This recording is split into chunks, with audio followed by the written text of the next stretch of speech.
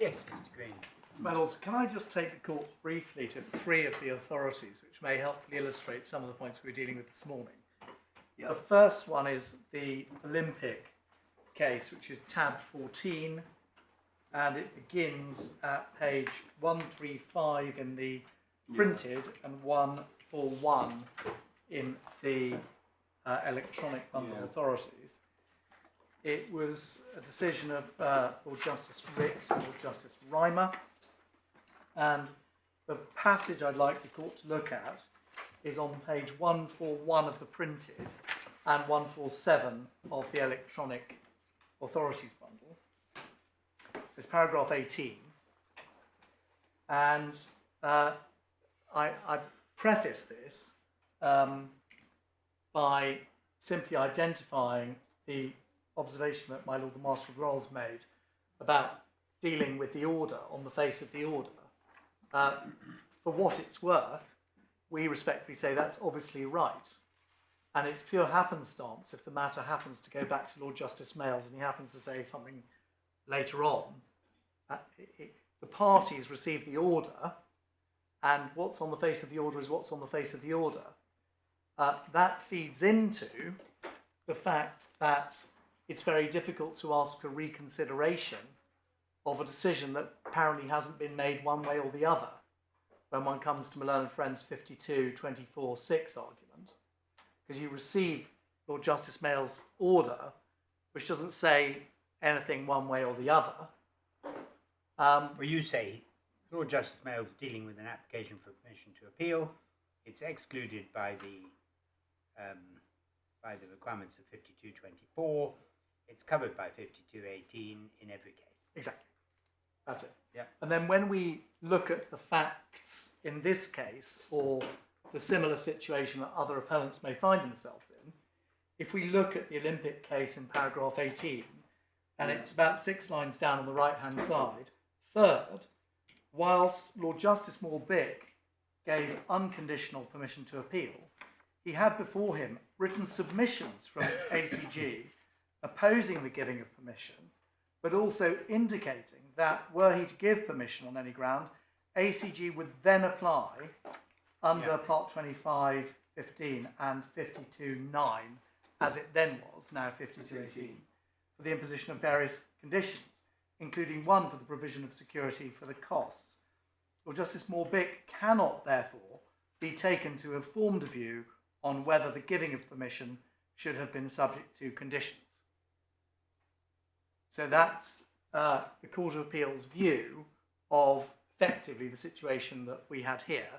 Well, it's not, because it's there. They actually said they were going to later apply. You're referring to the correspondence. My Lord, I'm simply including. I'm referring to the correspondence. 7th of September.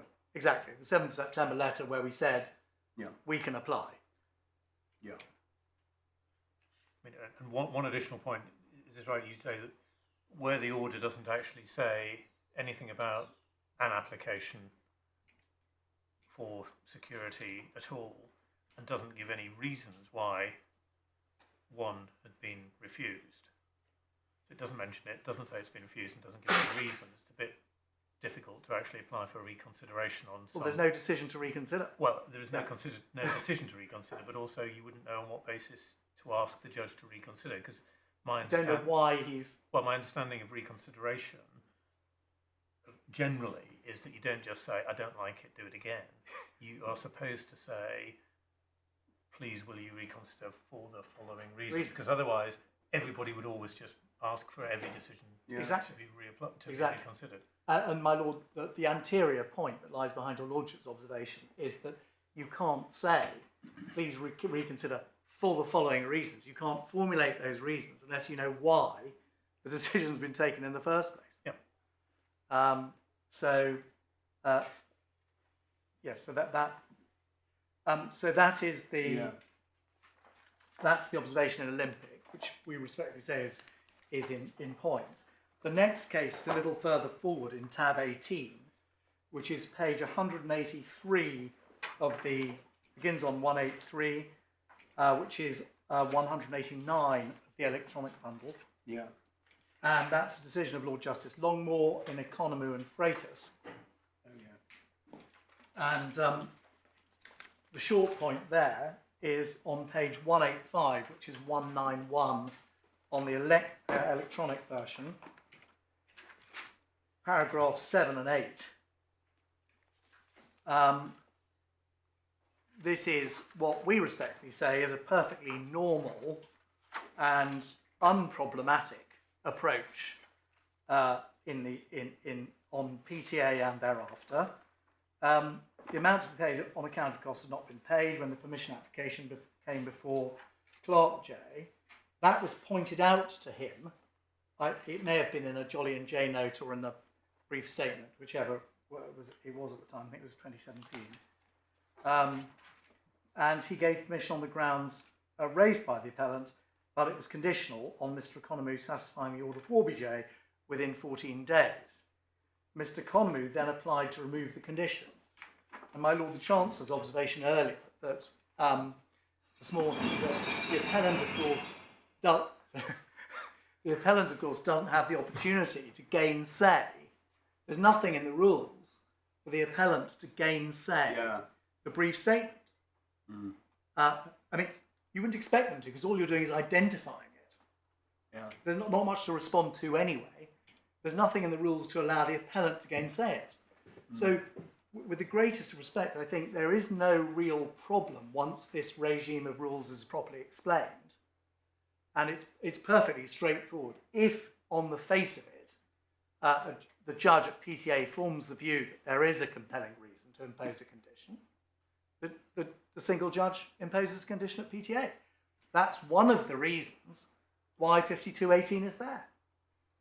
Because the disappointed appellant, like Mr. Economou here, can come and say, I'm going to apply under 5218 to remove the condition. And the reason why 5218(3) is there, at least in a modern context, yes, is that it's dealing with a situation where there is a hearing, so it's inter partes, yes, and the respondent has the opportunity to raise that issue fair and square. Yes, I mean, of conditions, and if he chooses not to, then takes the consequences. I mean, it's almost a linguistic. The point can be made linguistically. You know, Henderson essentially says, you know, when you are putting your case forward, you've got to put forward your full case. And if you don't put forward your full case, then there's the consequences of finality on the judgment that results. Yeah. But where you haven't put it in any case, meaningfully, it has absolutely no bearing. The point of finality has no bearing at all. A, because it's not inter partes, and B, because you haven't actually made an application at all. And it can't be a final for one party and not the other. If the Exactly. appellant gets, if a condition is imposed which is not as Precisely. good or as the appellant would like for the appellant, Yes. The appellant hasn't put a case forward at all, so it must be able to review it. Well, my Lord, that was exactly the point that I was picking up the Chancellor's point this morning on the wish to vary, which is, of course, exactly what happened in Economou, because, in fact, if we look at paragraph 8, Mr. Economou was the appellant. He applies to remove the condition. Under what regime do you say he should be applied to remove it? Well, he applies to effectively vary it down to 0. Yeah, but which 5218(1). 5218(1). See.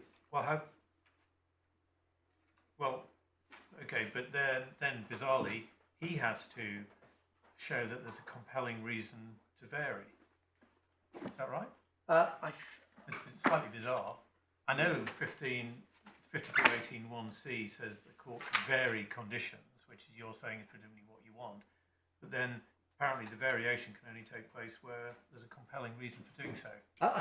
I think that can't. I don't think that's a matter. Well, doesn't it really work? Doesn't it really work like this? That an application for the imposition of conditions is made under 5218(1). Exactly. The respondent to that application, who is the appellant, then has an opportunity to put in submissions or evidence, or exactly. as has happened in the present Yes. case, and the court will decide exactly on the basis of all the material, and will decide, for example, whether a hearing is necessary inter partes, etc. Yes. And is this right? You say it can't be a review under 5224(6) because of the decision of Lord Neuberger, because the decision to impose the condition in the first place was part and parcel of the determination of the application for permission to appeal. Yes. So In that sense. So you've got to construe 5218 a little bit more. Well, yeah, as my lord just said, you don't read 5218 too literally. Well, you don't read it 218. I mean, I think 5218 too. I think the point there is the threshold for the imposition of a condition is always a compelling reason. Yeah. And so it's against that test that your application to vary. It could be phrased a bit better, I have to say, with the greatest possible respect to the drafting. But it can be explained. It can easily be explained, and then it's perfectly clear. So what's interesting, if we just go back to economy for a second, at 185. So Mr. Justice Clark is notified of the failure to pay, imposes a condition on the papers. Then Mr. Economou, the disappointed appellant that my lord, the Master of Rolls, just pointed out to me, this is exactly the point. The disappointed appellant applies to vary, who's said nothing about this at all. So the respondents identified a condition and the appellant said nothing about it so far. Mr. Economou then applies to remove the condition. And we respectfully say, it doesn't matter which party is applying under 5218, it's always de novo. And there's nothing wrong with that at all. And what that does is, knowing that there is the de novo consideration under 5218, relieves any unnecessary burden on the PTA judge. Because the PTA judge is concerned with an efficient resolution of PTA. And if that decision, one way or the other, carried some presumptive validity, it would be very difficult to square with the overriding objective, very difficult to square with Article 6, because the appellant said nothing on the point in the example of a condition imposed on the appellant. So it must simply be a de novo consideration under 5218. There's nothing wrong with that. And of course the judge on de novo will look at any reasons given by the single judge on paper and take a perfectly sensible view about whether they're good or bad. And realistically, the sort of tactical burden will be on the person who's applying to have them removed to say why they should be removed. But there's absolutely no problem. I mean, all the factors of justice and fairness and the procedure speak with one voice in favour of it being de novo, and it has no adverse practical considerations at all.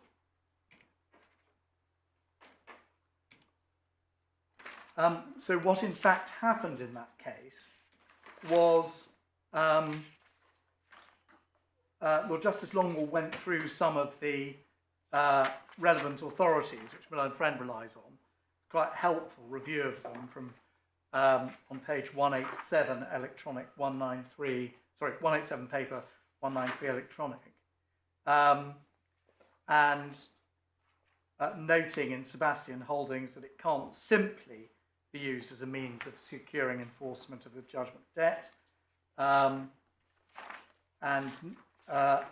noting in Merchant at the top of 188, which is 194, whilst every case depends on its particular facts, court's likely to find there to be a compelling reason to make a security payment order which has the effect of judgment debtor in the past or is likely in future to take steps to denude itself of assets or put its assets beyond the reach of normal enforcement processes.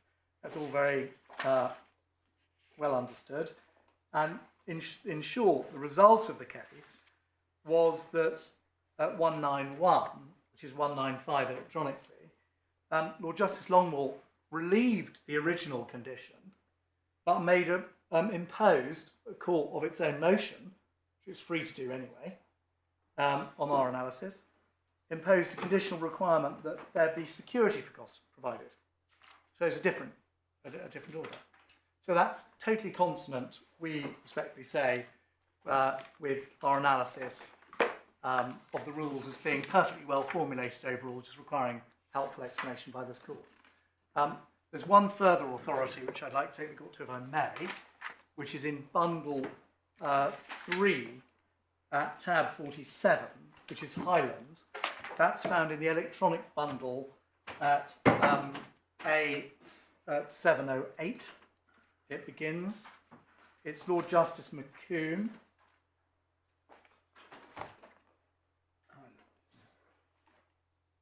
And the relevant passage is just a very short point, which we respectfully say. Sorry, which page?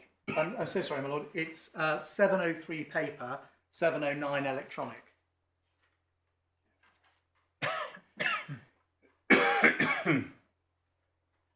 So, paragraph 6. HDI applied for permission to appeal to this court by appellant's notices. Both, I think, dated the 19th of June 2015. Shortly thereafter, by the letter of 8th of July, so before the PTA decision, Mr. Morris's solicitors lodged an application for security for costs. They were informed by the court that the application was premature as being presented prior to permission for an appeal having been granted, and the application might be refiled if and when permission was granted. So the court has historically not accepted applications, as we see here, made prior to the PTA decision. Is a condition exactly the same as security for costs? Well, my lord, not necessarily. So that's a fair point. We can't see here which way it was put. But your lordship will remember that in the case I just took the court to in Economou, the condition that was imposed was a condition for the provision of security for costs by the court. But there's no express rule about security for costs. There is. I thought there was. Well, there is an express rule for security for costs that's separate. So your lordship's quite right to ask, but the short point is, if they had been allowed, take it in stages. If they'd made the application for a condition, then we've got our answer at number 6, at paragraph 6. They'd made the application under 52.18. And they were told it's premature. If they'd made it an application for security for costs under the security for costs rules, Why is it premature? because the practice direction limits what a respondent can do in PD19. I mean, sorry, I think the reason we're having this discussion is there's two ways of doing it. One is you grant permission to appeal, no conditions, and then somebody says, I want security for costs, Yes. and then that effectively is an order that unless security is provided by such and such a date, the appeal is dismissed Yes. or struck out, whichever one. And then the alternative is it all gets mashed together, and somebody says, permission to appeal granted on condition that by such and such a date, somebody Yes. pays in. So it could happen both ways, I suspect. Yes. So it might be on a permission application, but all I'm just seeking to highlight is, as far as we were able to find, when an application has been made prior to PTA, the party's been told that's premature, which is totally. I accept my lord the Marshal Rolls' point. We don't know whether it was done under the security for cost provisions or as a condition application. But if it was done under the wrong rule, one would have expected the Civil Appeals Office to say, "Oh no, it's fine. You can make a 5218 But the application." Civil Appeals Office is not the requisite authority. They may have expressed a view, but it may be wrong. Well, it says informed by the court, my lord. So Well, I'm not quite sure.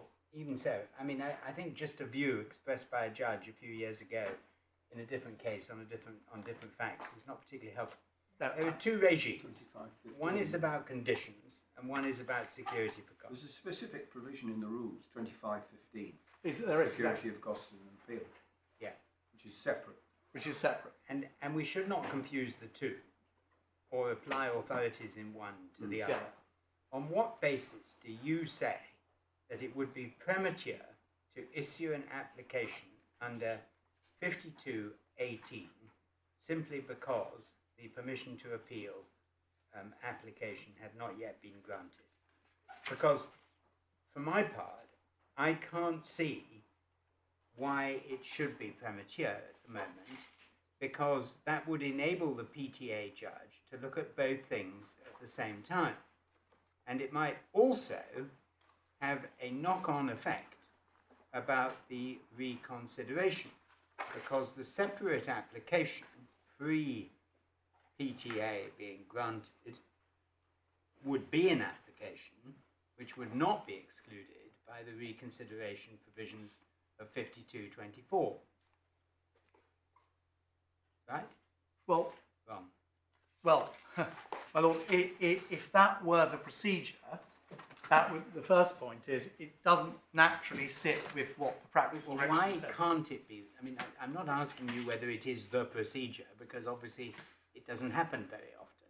What I'm asking you is, why do the rules preclude it? And if they don't preclude it, what do we do? Because it might happen in future. And I'm, as you know, interested in finding a regime which works for every case. For every case. My lord, I think on the face of what appears to be contemplated in the practice direction, if we look at that in the bundle. Well, we've got it in our heads, I think. Now Well, we probably have. It's page 34 or page 40 in the electronic one. But the way it reads appears on the face of it, I think it's been understood to preclude, to confine, because originally you weren't even, in the Jolly and J note was a sort of somewhat extravagant thing to try to do when it originally started, until this came in to allow a respondent, exceptionally, compared to what had gone before, to file this brief statement limited to 3 pages. So the genesis of this rule has been a very limited intrusion into the historic principle that permission to appeal is a matter between the appellant and the court. Well, I'm looking at 2, sub 2, of Yes. 19 in the practice direction. Yes. And does that really say that? Well, It says, if the appellant makes any application in addition to PTA, a respondent should include in its written statements any reasons why that application should be refused or granted any on terms. If exceptionally, a respondent wishes to rely upon evidence for that purpose, its evidence should be included in its written statement, yes, supported by a statement of truth. So, completely. But my lord, that to be precise, that is a specific provision for the box in the appellant's notice where the appellant makes an additional application in their notice of appeal, and that is and 2A confines that to, if the appellant makes an application in addition to an application for permission to appeal, such as stay of execution, injunction, etc. So I suppose the classic would be where the appellant applies for a stay of execution of the judgment below, yes, and the respondent wants to put in submissions or evidence to the effect that they shouldn't be allowed to do that. Exactly. Because they're playing fast and loose or whatever. yeah, and that's the example given, my lord, in the parentheses in that paragraph. But that's and then of course B, it says if exceptionally a respondent wishes to provide evidence for that purpose, and only for that purpose. So the scope of intrusion into the principle that the grant of permission to appeal is a matter between the appellant and the court is limited and reflected in the practice direction, which at 3 then says, unless the court directs otherwise, the respondent need take no further steps when served with an appellant's notice. it doesn't say must take no further steps. Well, my lord, it does not say that, but what it does do is it precludes any need for the respondent to do so. Right, so is your submission, let me get it absolutely clear, that it is not open to a respondent to issue an application under 5218 before permission to appeal has been granted? My lord, that's our primary submission. And our secondary submission is that, well, that is the case. Our secondary submission is that one may arrive at the same conclusion by reason of the fact that the practice direction expressly provides that the respondent need take no further steps when served with an appellant's notice prior to being notified that permission to appeal has been granted. And that must mean that the respondent can be at no disadvantage for following what the practice direction says there. And therefore, there is no reason why a respondent should do so, or could be criticised for not doing so. But moreover, this entire provision is, in our respectful submission, a very limited and confined intrusion into the previous principle that a respondent has no involvement at all in the grant or refusal of permission by this court on the papers, unless the court directs a hearing or invites submissions. I quite understand that, but what at the moment I don't understand is why this rule does not apply if a respondent wishes to make an application. I mean, take this case where the respondent might say, this appeal that the appellant is mounting is very bad, and we want to resist it on every ground possible, and we think Spain in this case is playing fast and loose, but the appellant is playing fast and loose with the court. You would not want to be in the position of failing to make that point loud and clear to the judge granting permission, because whatever one might say about legal points not being infected by the fact that sometimes they are. And so you would want to say, loud and clear, I want a condition because these are bad people. Now, why should you be precluded from making that point good, not by just putting in a three-line indication, or whatever the word is, identification of the point, but filing a great long affidavit saying these are bad people and these are the reasons, and they've brought claims in Luxembourg and they've done this and they've done that, and you should apply, even if you grant permission, which we say you shouldn't, you should grant a condition. And here is my application under 5218 for a condition to be granted. And in that situation, surely, the application made by the respondent would not be unitary in any sense. No, I accept in that situation it wouldn't. My lord, I think it might be desirable, but that's not how the rules are presently understood to work. They don't disallow it, is my point. I agree that there appears to be no bar, right, in the no express bar in the rules, but the reason why they appear to preclude it on their face is because what Practice Direction 19 appears to do is delineate the limits of what a respondent is both required and permitted to do. So what a respondent is permitted to do is set out at 19(1)(a). Yeah. Well, And what a respondent is required to do and permitted to do is set out at 19(2)(a) and b. But the practice direction, if that were the case, the practice direction, one might expect, would say, and in relation to any conditions, the point is that the rules deal with particularity and occupy the field, in the sense, on this issue, and spell out what actually you have to do. And they don't say that you can make the application.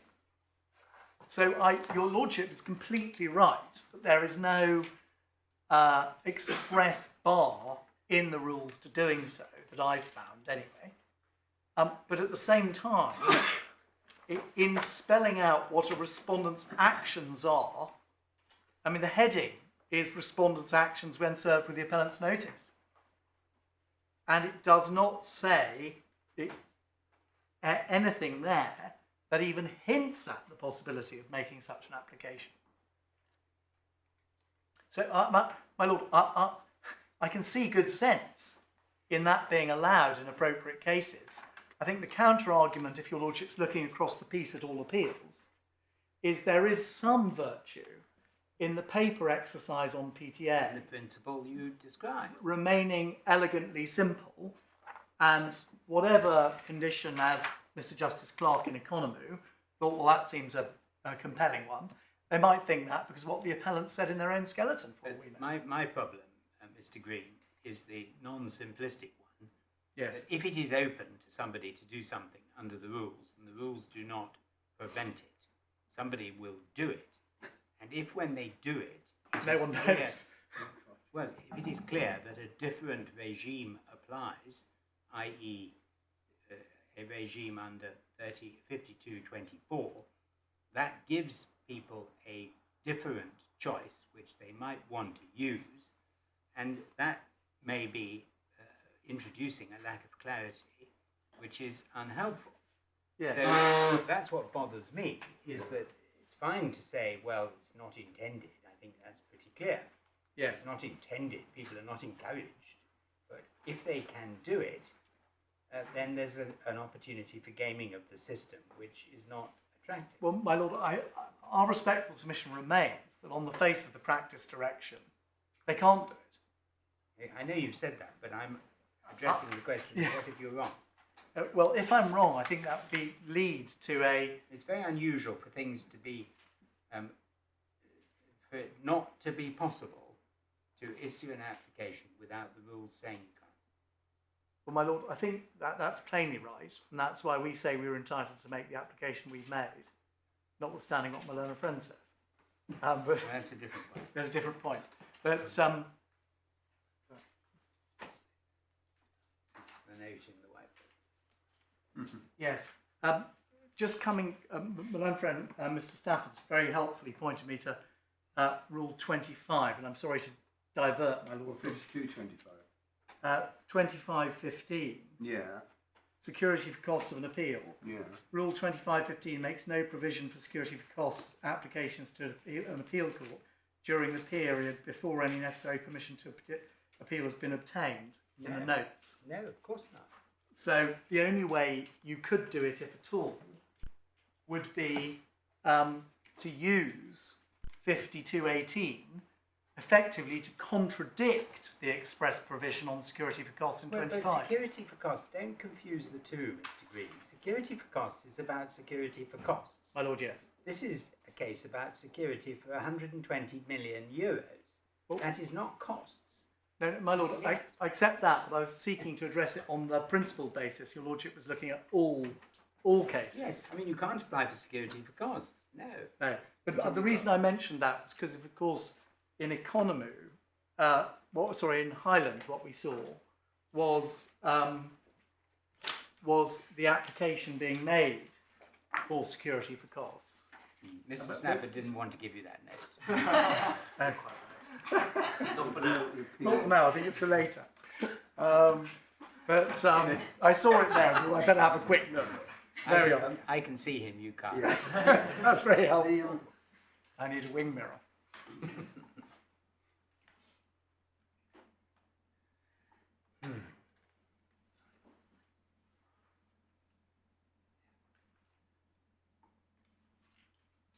I mean, on 5218 in some ways is odd in the sense that the 1A is obviously the striking out of an appeal, which could, I suppose, theoretically happen at any stage for whatever reason. Yes. Setting aside permission to appeal in whole or in part obviously expressly contemplates that permission to appeal has already been given. Exactly. So that's at a later stage. And then Yes. C, impose or various conditions upon which an appeal may be brought, Yes. might be said to be sufficiently wide to cover both the situation before permission is granted and the situation after permission is granted. My lord, yes. I mean, I think I think it was contract facilities and Reese, off the top of my head, where it was anticipated that these rules applied post permission. But I agree that the wording there is, I mean, B must be after the decision on permission, Yeah. and C is not clear. but A is capable of being after permission only, Yeah. because what the appeal court would be doing is, if it was on permission, the appeal court would be refusing permission, Yeah. not striking it out, and refusing permission is something against which you can't appeal. Yeah, but Whereas- you come back to the problem of 3, because 3 says at the hearing, and when this was drafted, Yes. you would expect permission to be granted in many cases at a hearing. Yes, but my lord, of course, It's not now. but in economy is an example where it wasn't. It was granted on the papers and a condition imposed on the papers. Yeah. And there were, of course, those cases. Your Lordship's right that the position has moved a lot now, because it's now nearly all on the papers. But it's fair to say that one got permission on the papers quite often, even before, or was refused permission. And the function of 5218 as a whole, we respectfully say, is completely clear and very sensible in doing 2 things. First of all, giving either party a fair opportunity to address the issue of limitations or conditions on permission, regardless of what's happened on PT on the papers. A proper inter partes opportunity.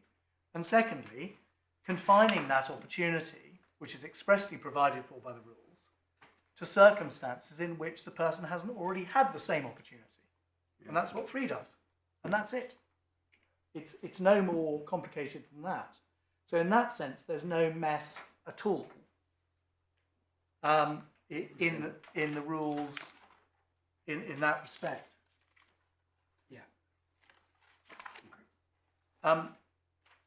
The court may have seen in our skeleton argument that we did try to set out pretty carefully what the regime is on page 83 in the it's going to be page 87 in the electronic bundle. So we've gone through the regime with the relevant provisions in sequential order at points 1 to 7. And over the page, tried to identify the points that arise as a result, including the difficult questions at 21.4 A, B and C. Because if someone doesn't file a brief statement, is it to be said they've been barred, and plainly not? Or is it Spain's case that they're in a better position for not having filed, because they've avoided the bear trap to which my Lord Justice Snowden alluded? Well, that's totally absurd. And in summary, C, is it Spain's case the court would have jurisdiction in those circumstances, but not in the present case? I mean, you only need to ask those questions to demonstrate that can't possibly be right. So we respectfully say that the construction of rules in the way that we've identified, hopefully help assist the court on, is sensible and it works, but could very much benefit from clarification by this court as to how those rules fit together. But the rules themselves presently work, even if they haven't been updated. But you would say if they mean that you can apply before, they should be amended. Exactly. Because on the natural reading of them at the moment, natural construction, they don't say that. Particularly bearing in mind the legislative history, the Jolly and J note being allowed as an exception, the respondent to get involved, and then eventually practice direction PD19 coming in as an intrusion into the process that's otherwise between the appellant and the court. So, as your Lordship says, if they do mean that, then that should be made express in the rules, and it should be made clear in practice direction 19 that you can do that. Because it appears to say, on its face, that you can't. So, the only point I was going to make on 5224 is just on a normal point of construction, where express provision is made by one rule for a particular situation,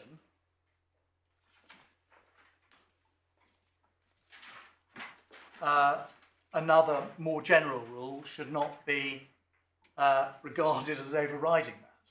And it's absolutely clear that 5218 is the more specific of the two rules. And on the face of it, a sensible reading of 5224.6 appears to preclude its operation in relation to anything that would fall within 5218. So there's no more to say on that, and unless I can help the court further on the various aspects of my learned friends' jurisdiction challenges, I was proposing to move on, if I may.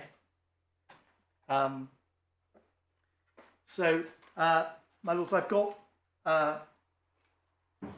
three reasons which increase in their significance to reach the threshold of amounting either separately or together to a compelling reason to impose the order sought. And the first, if I can say, sort of preliminary reason is that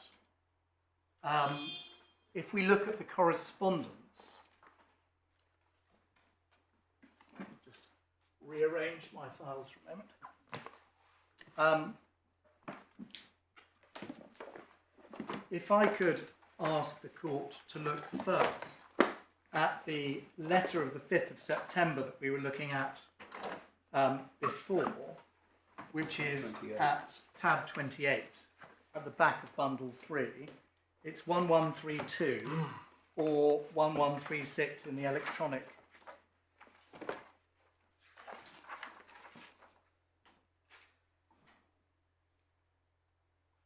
And over the page at 1133, this was the letter to the court by Simmons and Simmons on behalf of Spain. And over the page on 1133, which is 1139 in the electronic version, there's a heading halfway down, attaching of conditions to permission to appeal. And there's criticism of the brief statement that the court's already seen.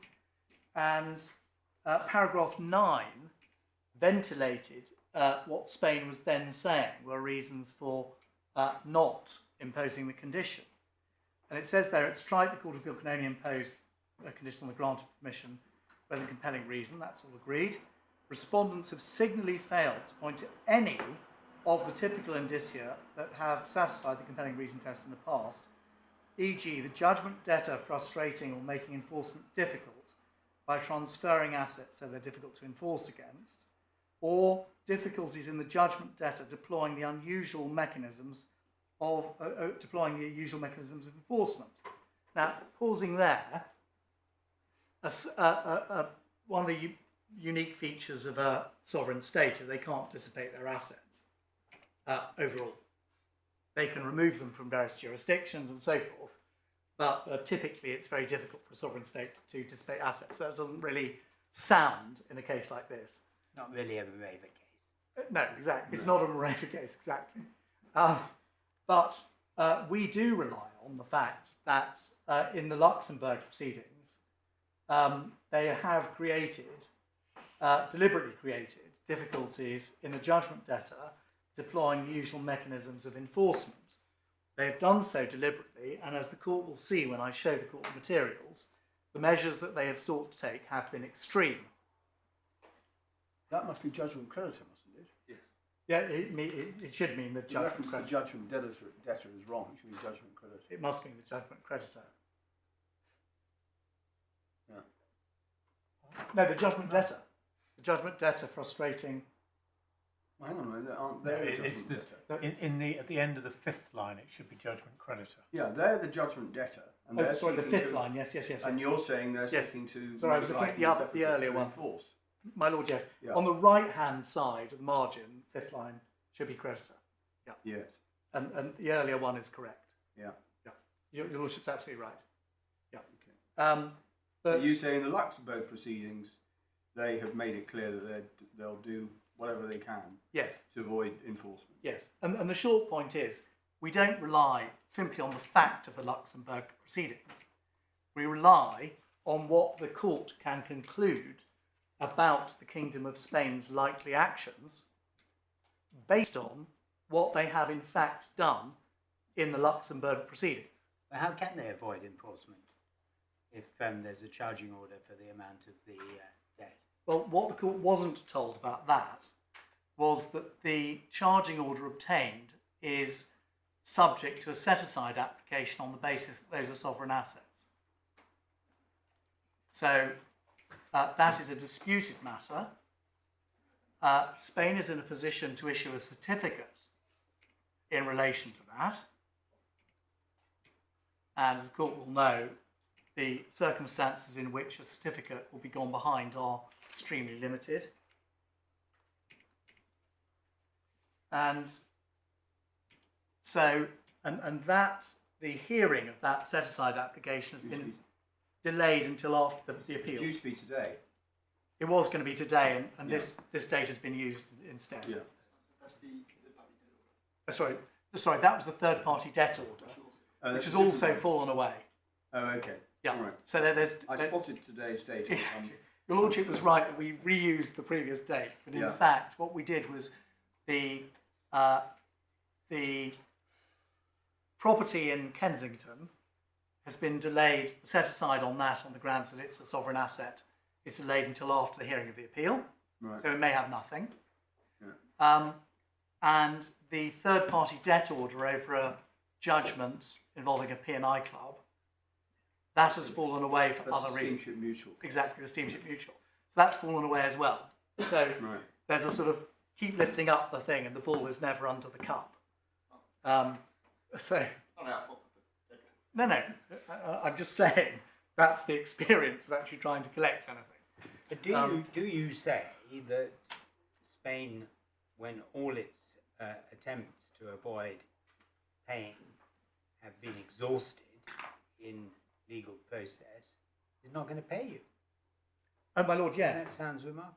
We say that Spain is not going to pay us, and what we specifically did, and this is where I was going to take the court in the correspondence. So why are they bothering to come here? I mean, there's not much point in coming here if they're not going to pay anyway. They're just going to tell you to get lost. I mean, is that what you say? Well, we say they're going to do everything they can to frustrate the normal enforcement processes. Well, even if they lose in Yes. all the challenges on sovereign immunity and so on. Yes. I mean, Why do you say that? Well, for a number of reasons, because What's they the best one?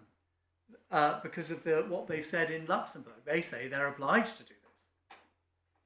They say they're obliged not to pay us. And I know they do, but in Luxembourg, they're making a legal challenge. If that legal challenge fails, Yes. and they're not obliged to do it, and it turns out that under EU law, they do have to pay, even under EU law, are you saying they don't intend to? That's the point I'm making. Well, all I can say is that's the inference that we have drawn ourselves, and we invite the court That's to what draw. I'm asking is why Yes. do you draw that inference? Because, it's quite for a strong example, inference against a, because, if I may say, well-reputed sovereign state. and we totally understand that. Yes. But one of the bits of material I'll show the court in a minute or two is the Commission's decision, where the Commission begins the Article 1082 investigation proceedings, where it is recorded that Spain contends that the payments are unlawful state aid. Now, but if all legal contentions such as that are exhausted, so that there's no court, no tribunal, nothing anywhere in the world that Spain can turn to say, oh, we've got another argument as to why we shouldn't pay, it would be insanity for a sovereign state not to pay, because it would suddenly be in default of a sovereign debt. well, it's I mean, it would be blacklisted in all the international money markets. It would be just insane. Well, on one view, it's in default of its exit obligations already. Well, but its credit rating would be very severely damaged on Yes. the international markets. And, you know, I certainly would take some persuading that the position is that once legal remedies are exhausted, applicable legal remedies. There may be some argument about whether the Luxembourg proceedings are really an applicable legal remedy. I think you say they're not, but Yes. let's assume they are for this purpose. Yes. That Spain is simply going to sort of like a recalcitrant private debtor run away and hide the money. Well, my lord, really I think saying that. that's not really the basis on which we're inviting the court to find that they've taken unusual steps to avoid the normal enforcement mechanisms. Our point is that your lordship's question to me assumes the total failure of the very mechanisms that we complain about. So we're not saying that we can prove to the satisfaction of the court that Spain wouldn't pay in that event, and I understand why the court would take some persuading that were the case.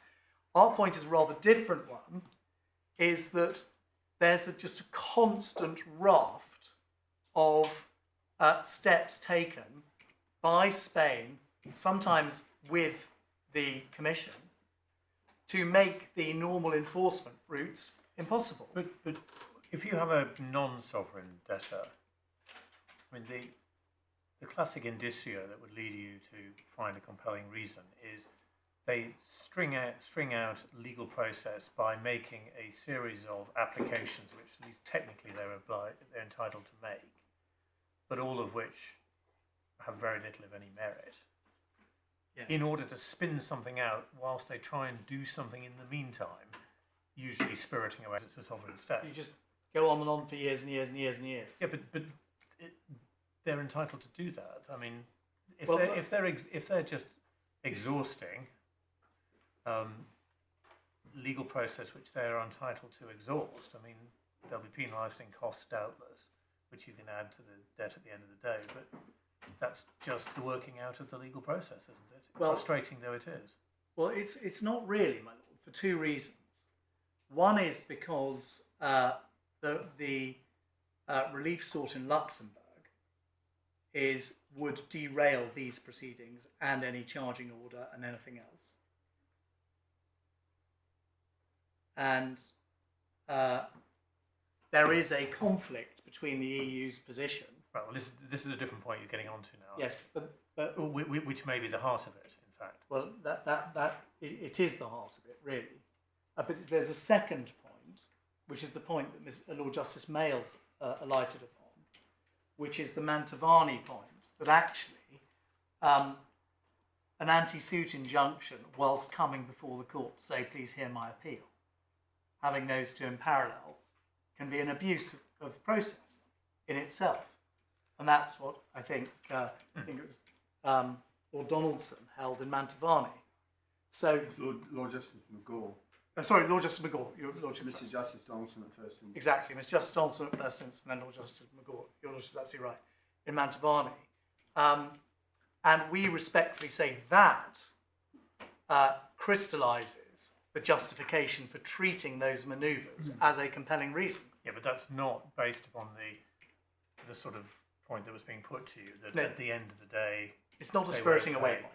Well, or even at the end of the day they won't pay. It's taking a step in another forum which is designed to undercut the very appellate process that they are actually seeking to use. It's a conduct point it's rather a than different point, I think, than the one was being put to you by the Master Rolls. And I do want you to realise, Mr. Green, you've got to leave.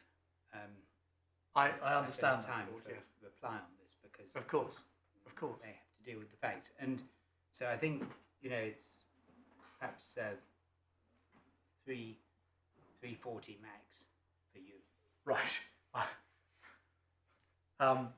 And the thing that I need to be shown is why the Luxembourg proceedings are unusual steps to avoid enforcement mechanisms. And I propose to show the court, but can I take it just very briefly in stages and deal with the 3 points in order? Yeah. Well, what are the 3 points? Yeah. Firstly, the willingness to pay, which your Lordship asked me about. Just what are the 3? Unwillingness to pay. Willingness to pay. Unwillingness. Unwillingness to pay. Mm-hmm. Second one is the ICSID context. Yes. And third. where normally an ICSID award should be automatically enforced without delay. And third.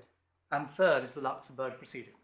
So, can I just ask you why an appellant who has got proceedings, who has got permission to appeal from a judge, should be regarded as unwilling to pay in advance of the appeal being heard? Yes. And your Lordship may find the answer at tab 32 of bundle H3, page 1207, which I think is 1211 in the bundle. So before the 5218 application was issued, my instructing solicitors, Cobra and Kin, wrote to Spain at paragraph 3 to make sure that this wasn't an unnecessary application. And they asked a question very similar to the one that your Lordship asked me. In the interest, paragraph 3, in the interest of avoiding the costs of a presumably contested hearing, as the appropriateness of this condition, the respondents will be prepared to accept, in lieu of filing the application above condition, a written undertaking from your client given to the court to the effect that, should the registration order be upheld by the Court of Appeal, Spain will honour it and pay to our clients the full amount owing under it within 28 days of the decision of the Court of Appeal. Very easy for them to say, of course, we're a sovereign state. Our credit Only if the Luxembourg proceedings are a waste of time. well, But if, as a matter of some other legal system binding Spain, Spain is impeded from paying legally. I mean, I'm not saying it's the case. Yes. But if it were the case, you can understand why they wouldn't agree to pay. This is only one jurisdiction in which they are. I mean, there's also the Australian proceedings. yes. So there's quite a lot going on around the place. So what did they say in answer to that? So what they say, no, not never. No, they say at 1210, tab 33, which is 1214 in the electronic bundle. In the light of the above, our client does not agree to provide the undertaking in your letter, and the reasons above were not conflicting international obligations, because they're on 1209, which is 1212 in the electronic Well, bundle. they were back on the question if you've already done that. Yeah. Right. So they're not saying that. Not prepared to give an undertaking because you're wrong about the meaning of the rules. That wasn't the question you asked. Quite. But hang on, B. But they say in any event your application's without merit. Yes. But the point then, your point is that it's very simple. What your solicitors are saying to them is, look, at the end of the day, if you lose on absolutely everything, Will you pay? will you pay? And will you give an undertaking, a written undertaking to the Court of Appeal in England Yes. that you will pay in that event? And they say no. And you say, perfectly straightforward, very easy to answer, yes or no, and their answer is no. Well, except, I mean, it's very easy to answer about the Court of Appeal, but it's not very easy to answer about multiple other jurisdictions, Well, my lord, the Court of Justice and so on. the only difficulty is, in the case of an ICSID award, the reason why they may not have wanted to try the other jurisdiction point, the EU point, is because that didn't succeed in Micula in the Supreme I Court. understand. So there's binding Supreme Court authority, binding them in relation to what they're obliged to do in this jurisdiction, and the approach this court should take, But which I mean, doesn't. you still don't say that this all adds up to their being refusing to pay under any circumstances if they lose everywhere. Well, my lord, all I can say is I can only say what we can directly prove, and if we build it up in layers, number one, we asked them a perfectly straightforward question: will you pay? They didn't say yes, but subject to any action against us by the Commission or anything like that. They just said no. I understand that the history.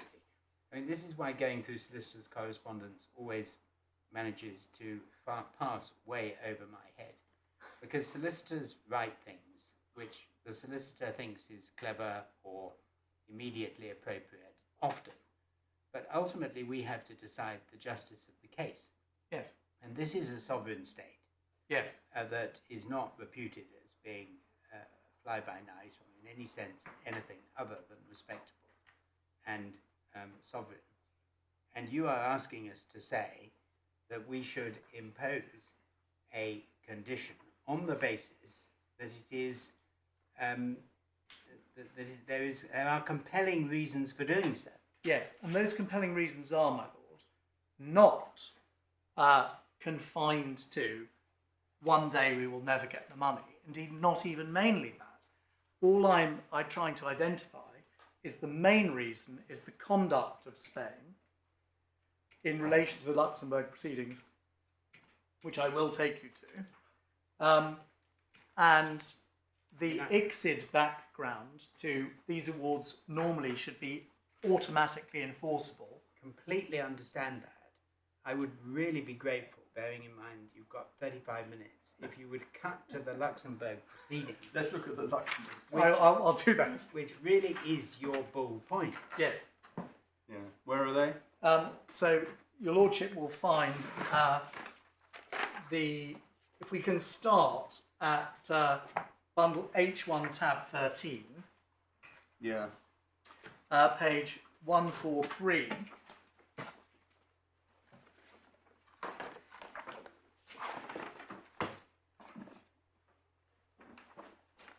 Yeah. This is Mr. Sorry, sorry, could you give me the reference again? I was writing it down. I'm so sorry, it's H1 tab 13, page 143 or 147 in the electronic copy, and that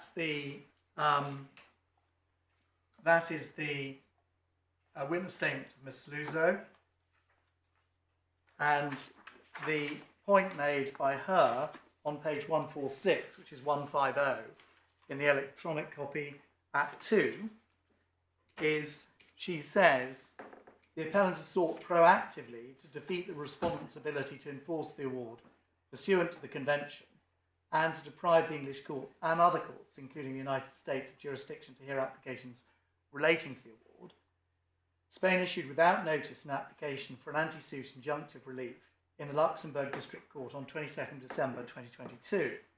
These proceedings are ongoing and defended by the respondents. The relief sought by the appellant includes A, an injunction that the respondent cease any enforcement of the award globally, including seeking an end to the existing enforcement proceedings before the High Court in England, and an order imposing penalty for non-compliance with the injunction by taking any steps to enforce the award in the sum of €100,000 per day.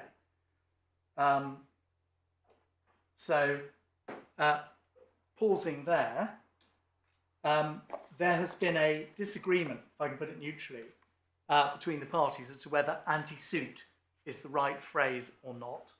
And that, we say, doesn't matter.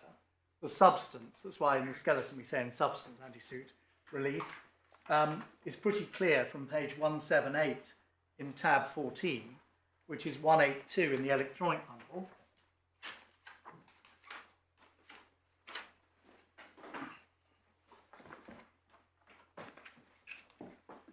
So this is the summons.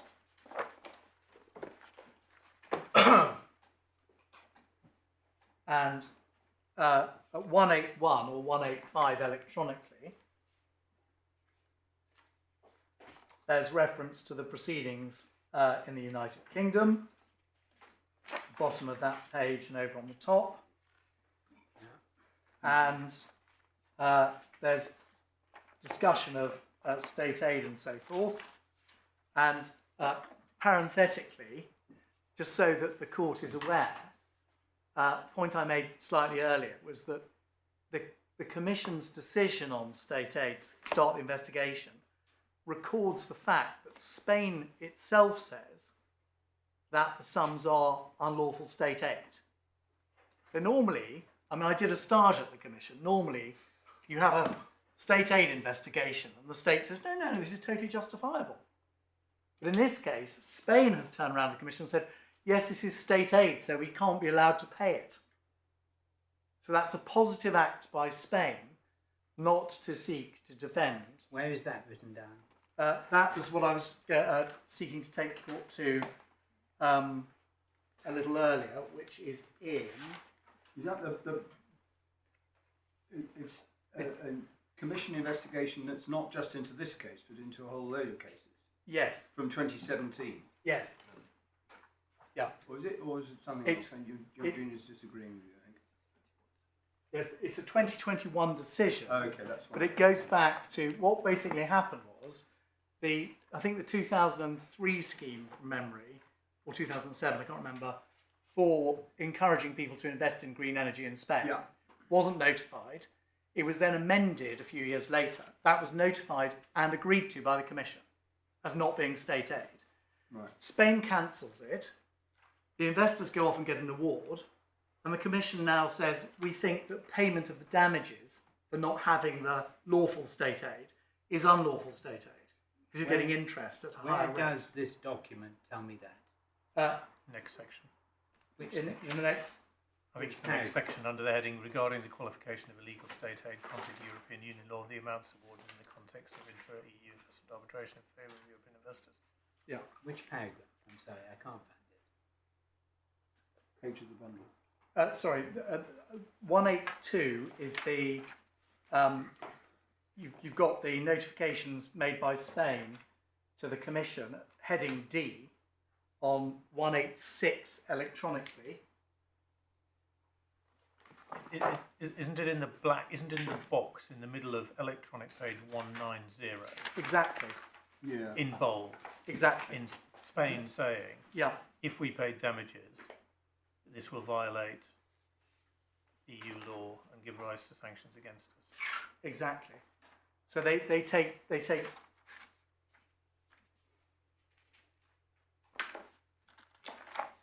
yeah. This is what Spain say in Luxembourg. This is what Spain is saying in Luxembourg, and as to what Spain said to the Commission, that is at H3, bundle H3, 1039 hard copy, 1043 soft copy.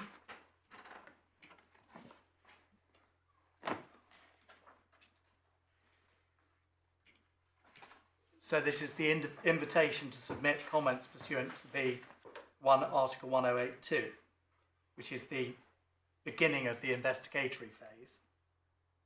And over the page, on 1040, soft copy 1044, by the bottom hole punch, Spain submitted that the award is incompatible state aid.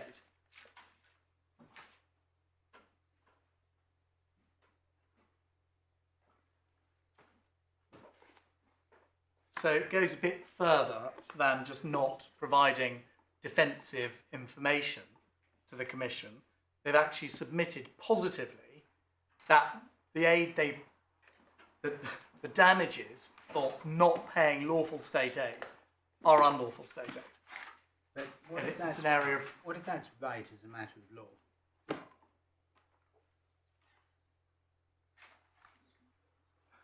Well, in Macula, it didn't make any difference to the English court's approach, according to the So Supreme what Court. didn't make any difference? The fact that there was a state aid investigation open, or that it was in fact state aid. Yeah, but we're deciding points about how Macula applies to this case Yes, on the appeal yes, In June. in June. yes, Not my now. lord, yes. Yes. So why is it extraordinary, or whatever pejorative words are used, for Spain to say that something is incompatible state aid if it were? I mean, I quite understand you might make some comments about it if it's held not to be the case, and you might say then, well, they're using every trick in the book. But that's not the position now, is it? What's happened in response to this submission? The investigation's ongoing. Right. I mean, my lord, to say it's a matter of international controversy is putting it pretty low. The approach that the EU has taken in relation to these bilateral investment treaty I mean, rules. I don't miss that. No, I understand. But what I'm concerned about is you are asking for a fairly unusual order, which is a proactive condition on pursuing a legal remedy in this court for which permission has been granted without conditions, requiring a sovereign state to put up 120 million euros, which will foreclose other arguments, because if that condition is made, no doubt you wanted to say, if the appeal is dismissed, the money should go across. Yes. But they may want to go to the Supreme Court. They may. But at least the money will be there if they do. Yeah. But as I understand it, you say it's not so much that they are seeking to have it determined that it is in unlawful state aid, because it might be. Yes. I thought you were about to get us to the box that appears on page electronic 195, which says it's not just we want to pursue a remedy in Europe to establish that. It's actually we want an order from the EU court preventing you, your clients, from executing its arbitral award in the English courts. In other words, you say it's what we would call, even if they don't call it, an anti-suit injunction. Exactly. My lord, it is in the box, but it's actually much worse than that. And I'm sorry to have tarried with the self-inflicted state aid point, because what we really need to go to is page 202, which is 206 in the bundle, which is where the nub of it really begins, and the court will see. Right, but I can at least. You're not telling us to disregard what's in the box. Oh no! The box is right. The box is right, but the actual prayer for relief, the full prayer for relief, which amplifies what your lordship's identified, goes a lot further, because not only do they want to interfere with any proceedings that enforce or causes enforcement, etc., they also go further. So that's on 202, 202, which is electronic is 206. So they're saying your client should cease from any attempt to enforce. Yes. Failing which they should be in 100,000 100,000 per day. per day. Yeah. Why is that anything different from It's the same thing, isn't it? That's the same thing. I was it's just going just longer. It just looks more impressive. But No, it's not I agree. The same thing as the box. That's a fair point, my lord. I was just going to show you it all together in context. Because when you go further on to 204, which is 208 of the 208 of the electronic, I mean, this is really extreme. This is to state that the claimant has an inherent and current interest in obtaining a judgment in Luxembourg, declaring the respondents have violated the Luxembourg and European public policy in having issued resolutions on the enforcement of the ICSID award, etc., and then to declare, in view of this finding, the respondents cannot, as entities subject to compliance with European law, decide to pursue the decisions taken by the statutory body of the respondents, which is the board, the elected board, initiating proceedings aimed at obtaining enforcement, and then 2, take any measure new or subsequent aimed at obtaining enforcement, and then further 2 more declarations there to declare that any decision of the board of directors of the respondent aimed at the enforcement of ICSID award is in violation of Luxembourg and European public policy, and therefore declare the nullity of any decision of the board of directors of the respondent aimed at giving a mandate to its directors to enforce the arbitration award, which goes to effectively to deracinate the authority of my instructing solicitors to pursue the proceedings. As a matter of conflict of law, the question of the authority of officers to act on behalf of a body corporate is to be determined in accordance with the governing law of the body corporate. There's nothing wrong with that as a matter of company law. My lord, that's right. But so what's so objectionable about that, if that's right? If it were the case. If it were the case, why? I mean, you told us a moment ago there's a battle royal going on, effectively between the EU Commission and the European Commission and those parties who wish to enforce ICSID arbitrations, because for whatever reason the Commission isn't prepared to recognise them. Yes. I think not just in this case, but in other But- cases but- as well. But factually, they are, for the purposes of Mantovani, factually, they are taking a deliberate step in Luxembourg to go before the Luxembourg court to try and undermine the ability of the respondent to the appeal participating in these proceedings, while simultaneously asking this court to hear the appeal. And we say that's A, an abuse, and B, enough to be a compelling reason for them to pay in the award while they do that. I want you to say that again, because I don't think I understood it. Say what is So an abuse? they are voluntarily electing in Luxembourg to take steps they have taken here. Where do they say, I'm sorry to be obtuse, Mr. Oh, Screen, cool, but no. where do they say in terms, in the Luxembourg proceedings, that your client's board of directors or whoever should be precluded from defending the proceedings in this jurisdiction and the appeal? Well, what they say is, my lord, on 204, which is 208, the declarations they seek are that, well, the whole of that section actually is directed to establish the invalidity of the company's private decision to seek to recover money.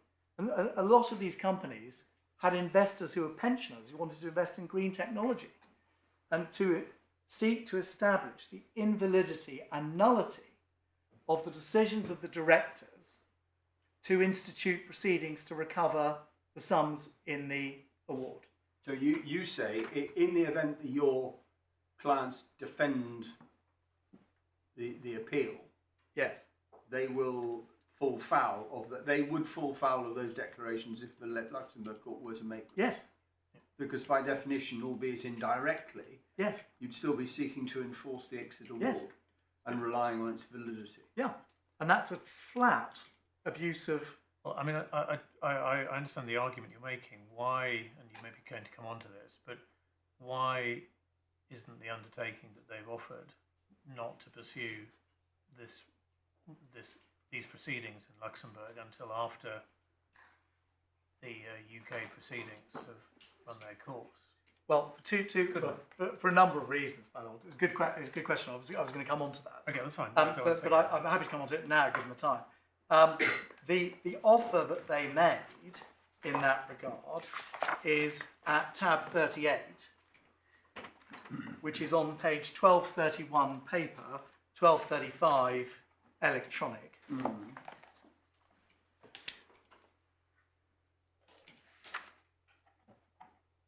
Yeah. 1238. 1231, tab 38, 1231 paper, 1235 electronic. And what they offered to do there, at paragraph 3, they say Spain's position in relation to the description of the Luxembourg proceedings will be set out in due course. Without prejudice to that position, Spain will be prepared to stay its application in the Luxembourg proceedings pending the Court of Appeal's decision on Spain's appeal if the response were to discontinue their conditional application. Now, taking in stages, this arrived the day before they were due to file their evidence. And so we weren't in a position to say, don't file your evidence straight away. It was a serious thing they were asking. Secondly, what happens after the appeal?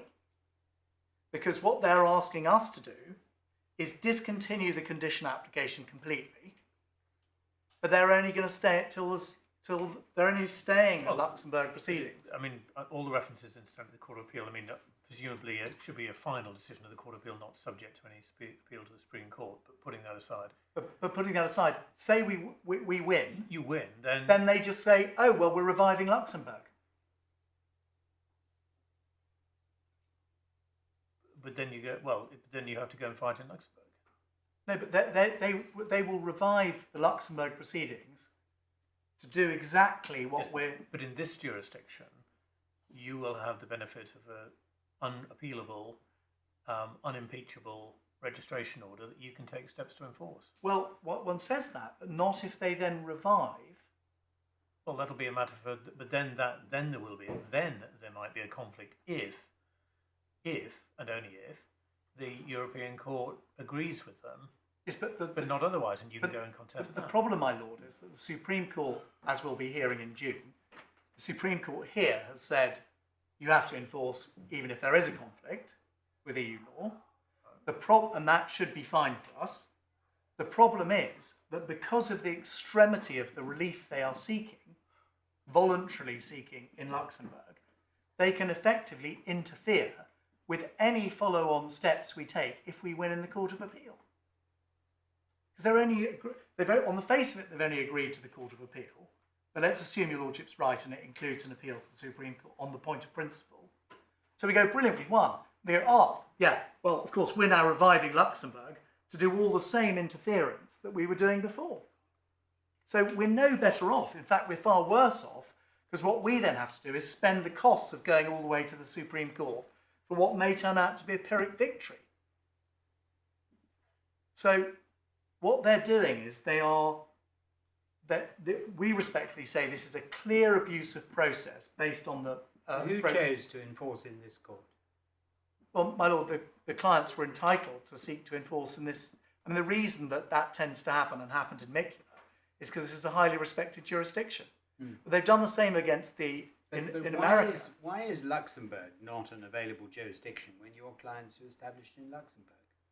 Because the Luxembourg is an available jurisdiction, but the position of the EU in resisting enforcement of these awards and demanding sincere cooperation from member states means that it's incredibly difficult to enforce in any EU member state.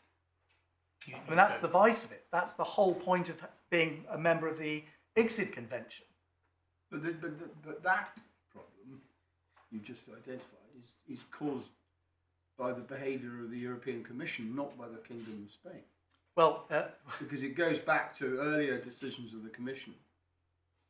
That's challenging the status of ICSID awards. Yes, what's I don't want to get into too much detail about what we're hearing about in June, but one of the unusual features of Comstroy was that member states were invited to intervene in Comstroy, which is the decision on the EC expanding this policy to the Energy Charter Treaty. Member states were invited to intervene, including Spain, but no investors were invited to intervene. And at the same time, they didn't declare that this was a prospective-only decision. So a known group of people who had acquired rights under these awards was excluded from the hearing in Comstroy, at which a number of member states made submissions in support of the position that the EU has adopted. So your lordship's right that it's primarily driven by, in fact, probably one man at DG4 where I did my stage. But that's not to say that Spain does not bear responsibility on the international plane in which the applicant's rights find expression in this application for what they do. And the VCL, the Vienna Convention, makes it very clear that a state is not entitled to rely on its own legal system as a reason for not complying with its international obligations. That's, I think, Article 27. So what we have is a system where Spain bears responsibility for delegating, because, of course, the EU is only exercising conferred competence conferred by the masters of the treaties, in this case, including Spain. So Spain bears responsibility in that sense for the conduct of the EU in that regard, and has not exactly been opposing it, putting it mildly, because it's got 50 outstanding judgments roughly against it. Spain, arbitral tribunal judgments, unpaid. Totaling how much? I think we know roughly what they...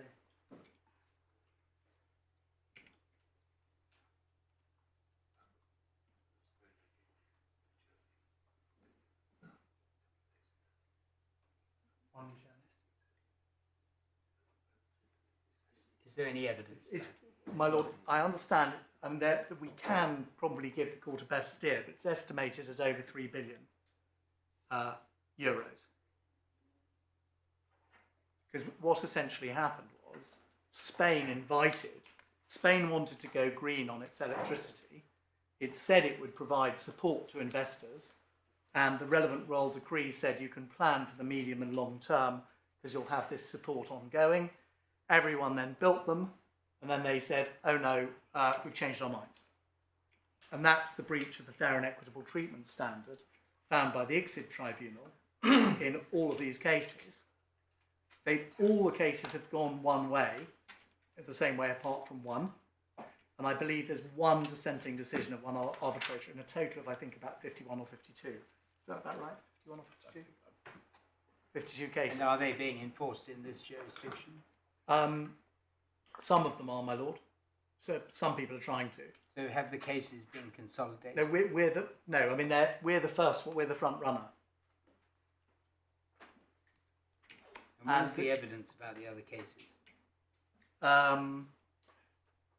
There was evidence below before Mr. Justice Fraser, because we identified how many cases have been decided which way. And I can't remember whether he says that in his judgment or not. We can have a quick look in the judgment to see. Did he mention it? Okay, thank you. Yeah, okay. So, my lords, that's we say the crystallising feature. Is it helpful to look at Mantovani? I mean, I know my lord, the Chancellor's looked at it already, but it is the. It's an old friend, Mr. Green. Yes, an old friend, so perhaps we don't need to turn to it. But Well, we're not all the Chancellor, so maybe my lord's old friend, but it might not be mine. Touche. so it's in bundle A2. Two. Bundle A2, yeah, authorities 2, and it's at page 373, which I think is, it starts at page 367, which I think is 373. Yeah. And it is Lord Justice McGaw, we see at 369, which is 375 on the electronic, his judgment, and over the page in the second column he says, but one thing which is abundantly apparent and which could not be controverted, this is the 3 lines down from the top of the right hand column. Yeah, I've read that. I hear it in his inimitable Yes. voice. His inimitable. Which cannot be controversial by anybody, by anything. It would That could indeed be be called the process of reasoning. wholly intolerable, something that he perhaps said more often than other judges. But possibly fairly on this occasion, my lord. I respectfully suggest. It's always fair, I'm sure. He was a judge. Yes, exactly. But it would have to be an intolerable position that this court should be invited to determine an appeal from the judgment of the commercial court by a party who, at the self-same time, in another court, a subordinate court in this country, as it was in that case, has started proceedings claiming that the whole of the process in this country, including therefore the judgment of Mr. Justice Donaldson, is devoid of jurisdiction, and that therefore this court would be dealing with and deciding, if this appeal is proceeded with, questions which are not within the jurisdiction of this court. If anything can ever properly be described as frivolous, vexatious, and an abuse of the process of the court, it is that. The solemn and serious suggestion, apparently, is that this court should go ahead today, at the invitation of Mr. Mantovani, the buyer, to decide whether or not Mr. Justice Donaldson had arrived at right conclusion on the construction of the contract, etc. But the same person is asserting, the court's bottom of that paragraph, this country have no jurisdiction to decide those matters at all. And it's fair to observe that the relief sought in Luxembourg is fractionally different and goes about the task of undermining the effectiveness of any decision by this court in a completely different way. I just want to pick up that. Suppose the timing was different, and that nothing had been done in Luxembourg until whilst they just applied for permission to appeal, Yes. straightforward permission to appeal, and there'd be no compelling reason on this footing, just on this hypothesis, because there's no proceedings in Yes. Luxembourg Yeah. seeking to interfere. It runs its course. The appeal is kicked out. You've got your judgment. You then start to think about enforcement, and lo and behold, they pop up with proceedings in Luxembourg and say it's actually contrary to public policy for the directors to be pursuing enforcement proceedings. Please, Luxembourg court, grant an order stopping it. Yes. Now, in that situation, you would be just trying to enforce, and they'd be trying to bring proceedings in Luxembourg to stop you enforcing through undermining the authority of Yes. your board. And that would just be a sort of problem about enforcement. Yes. Why are you entitled to take the shortcut that just because they are actually asking for permission to appeal and have taken that step ahead of time, if they are prepared to say that they're not going to proceed with it for the time being, that you suddenly get security, Well, which we're told is not to be used as a sort of backdoor method Well- for enforcement? well, we're told it's not simply that. All the cases say it's not simply that. Okay. But that's quite important because But if they give the undertaking, in a sense, you're in the position that you would simply have been in as if they Well- hadn't interfered well, on no, your footing and then had effectively No. started the interference with enforcement at a later stage. Well, your lordship's right that there are different procedural bottlenecks at which a party can address that sort of conduct. And we would then be in the position that we have to address it at the next procedural bottleneck and try and seek fair and just balancing of the parties' interests at that point. But the difference is we know they're doing this and we know the extremity of what they're doing, and we know it now while they are seeking to ask the court to spend its time and our resources on pursuing the appeal, their appeal. Except they've said that they won't until after the conclusion of the proceedings. And so, But only if we abandon our condition application. yeah, I know. But if we've abandoned it, we're prejudiced by it. Well, no, that just presupposes you're only prejudiced if you actually are entitled to use the application for security as a means of enhancing your enforcement, which you're not. Well, no, we're prejudiced by it because the consequence of having a justifiable basis on which to invite the court to conclude there's a compelling reason is that it always, every single order for security for an award has always assisted enforcement. Every single one. So the fact that it happens to assist enforcement is not a reason in our respectful submission for not making the order. Yeah, but on the other hand, if you just take Luxembourg out of the equation for the moment, assuming Yes. they haven't done anything in Luxembourg, Yes. I think the point my lord's putting to you is that Yes. they've undertaken not to do anything in Luxembourg, so that, for present purposes, falls out of the picture. What you're saying to us is, we're going to be prejudiced because if we come along later in the day after this court, we've been successful here or in the Supreme Court or whatever, they're just going to revive the Luxembourg proceedings and try and prevent us from enforcing. But that would be something that could or would happen in any event, wouldn't it? But the difference is, my lord, they've sought permission from this court to entertain an appeal against Mr. Justice Fraser's order, whilst at the same time... And they got permission on the grounds that it might be wrong. Well, on the grounds that it was an important point, primarily, but... You see, An important point, therefore might be wrong. Might be wrong. Yeah. But I understand Yeah. the force of your argument. This argument, doing two conflicting things at the same time. Yeah, I understand the All force your of the point you're arguments. making.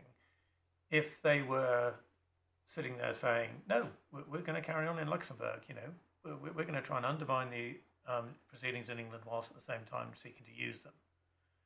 I understand I understand the point you would be making. But they've offered an undertaking, assuming it's going to be tidied up, to extend Supreme Court, etc. But whatever, they've basically said we'll put Luxembourg on hold Yes. whilst the English proceedings run their course. Yes. And that's, I'm trying to understand why that hasn't taken the wind out of your sails. Well, I suppose you might say, I don't know, on the basis of this undertaking, there's nothing that would stop them coming back. Well, exactly. 9 months down the line, whatever it is, when you've been successful here, Yes. and saying to the Luxembourg court, well, these people have been busy pursuing these proceedings in England in breach of Luxembourg law, fine them $100,000 for every day they've been doing it. Well, it's not only €100,000 for every day. well, there's not only that. I don't think they're asking for retrospective fining. No, I agree, but we don't know when the Luxembourg court will make its decision. I mean, it's simply But the point. Sorry, the point I was just trying to put, Yeah. and and then I will shut up. I promise. No, sure. That if they hadn't done what they are currently doing in Luxembourg at all, and waited until you'd run your course in England and were successful, Yes. they would be interfering with enforcement, Yes. and then that dispute would take whatever Yes. mechanism or whatever result it had. What you're trying to do is to head off that by saying that the fact that they're here trying to appeal at the moment means that you can actually, in effect, get enforcement by the backdoor security now. But the problem, my lord, for us is that the proliferation of steps that they have taken and the extremity of those steps. I haven't taken the court to what the American court said about what they've done in Luxembourg, which was extremely robust. When one of the other investors went to the US District Court in Washington. I'm sure this court could be just as robust Yes. were it not for the undertaking that's been proffered. But the problem, my lord, is there is no undertaking to take no other similar steps in other jurisdictions. So there has been such a profusion of steps taken. Well, I'm not sure why steps in other jurisdictions would undermine the appeal proceedings here, but anyway. But the point is, all they're offering to do, if we caught them out on Luxembourg, the night before their evidence was due, they said, oh, well, we'll stay it till the end of the Court of Appeal. And we have no idea what else they've got up their sleeves. And they are essentially asking for this court to determine something that they're reserving the right. So the limitation, putting your lordship's point the other way around, the limitation they put on the undertaking is specifically so that they can denude the decision of this court of any real effect. Particularly if it's declared a nullity, my instructing solicitors and me to be before you today is declared a nullity, they're going to be in a position where they ask for the court's permission to pursue an appeal, pursue the appeal, lose, go to perhaps the Supreme Court if that undertaking is extended, and then if they lose there, they can then pull the route out and the whole thing never existed. Because of the point your lordship made to me about the board, the law of the board being the law. But then you want an anti-suit injunction against them. Well, then we would need to have the problem in this jurisdiction. You haven't asked. No, but my lord, the problem in this jurisdiction is Section 13 of the State Immunity Act. Indeed. Because in Australia, they don't have that problem. But here, we can't get an anti-suit injunction. But they did in Australia. They've got one in, one of the other investors in another of the Spain cases got one in America, and the evidence is in the bundle. Right. And got an anti-suit. There isn't one in Australia yet, but we're in a position. They've got different legislation. Exactly. But Recently, a couple of weeks we're ago. effectively in a ridiculous position that we have to. The court is. Spain is asking the court, please let us have this appeal. We do the appeal, and let's say we win, and they can undo that through the Luxembourg court by saying that They may be able to, and they may not. But I'm at the moment a little. They're confused reserving as the to what right I to, can my do lord. about it. they're not saying they're going to abandon Luxembourg. They're saying, as my Lord Justice Snowden put to me, that they're just holding it off until after the decision. Yeah, but So how that can I stop them unless I can grant an anti-suit injunction against them, which you accept I can't? But your lordship can't. That's why we're asking for the next best thing, as in Micula, which is the provision of security. Because in Micula, the court was faced with two conflicting sets of obligations. And was security granted against the sovereign state Yes, of Nicula? £150 million in Nicula against the state of Romania. And, well, hold on a second, by the Court of Appeal. Now, in the event, that was it's in the bundle, Nicula, I'll show you just for 2 minutes in a second. But what happened was, we lost in the Court of Appeal on the issue of a stay, and the Court of Appeal held, for various reasons, that the court could stay an exit award, which was controversial, but we succeeded on the security application for 150 million because the Court of Appeal recognised that on the one hand exit awards should be enforced immediately, automatically, and on the other hand they had this application for a stay, and they would let them pursue the application for a stay, but the price of that was 150 million pounds of security. And then in the Supreme Court it worked the other way around. Well, the security we won on rejecting the stay. Yeah. So there wasn't any provision of security because they didn't get a stay. We won on we won on the primary target. Yeah. But the point is the Supreme Court did not say that it was wrong to order security for 150 million pounds. In fact, quite the reverse.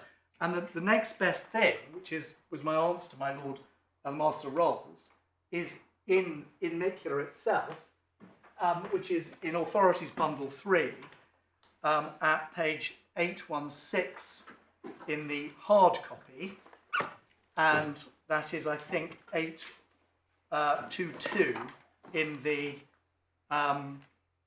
sorry, that's the Supreme Court, apologies. Let's go back a step to the Court of Appeal. Court of Appeal is tab. Court of Appeal is tab 48, and the relevant bit is page 764, which is 770 on the electronic copy.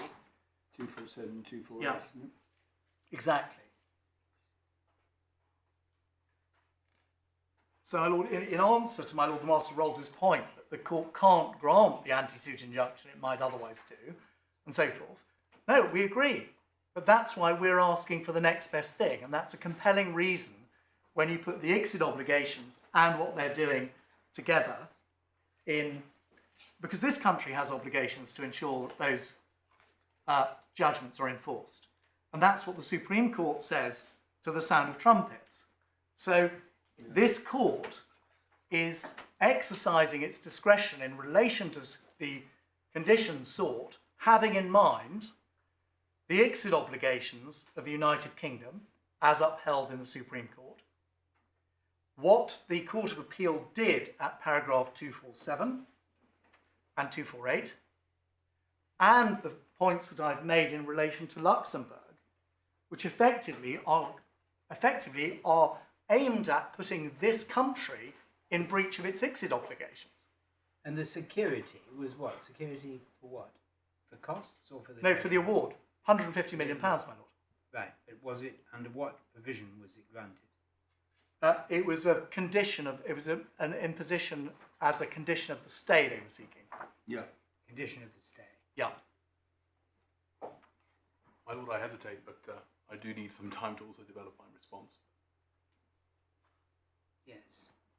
Well, how long have you got, Mr. Green? Well, my lord, those are essentially our submissions. I mean, we respectfully say one of those individually, maybe not.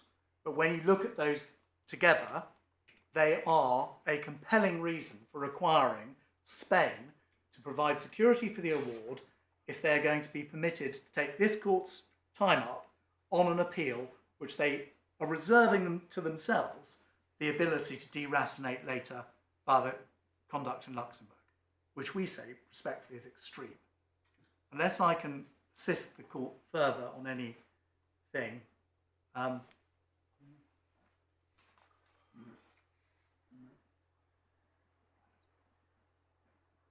apparently it's 1.3 billion in US dollars, and it's 51 ECT disputes, and I think there are 15 completely final unpaid awards outstanding as of today. Thank you. Thanks so much. Yes. My lords, thank you. My lords, can I just to start with some clarifications arising out of the questions you asked, my Lord. I've confirmed with my client. The position is, and always has been, that Spain will pay once it is confirmed that as a matter of EU law, there is no barrier to payment by Spain. And this includes the current question before the Commission as to whether the award is state aid. Sorry, Spain will pay once it is Confirmed that as a matter of EU law, there is no barrier to payment by Spain. My Lord, as I mentioned earlier, Spain has to date, in all the different jurisdictions, paid all the cost orders.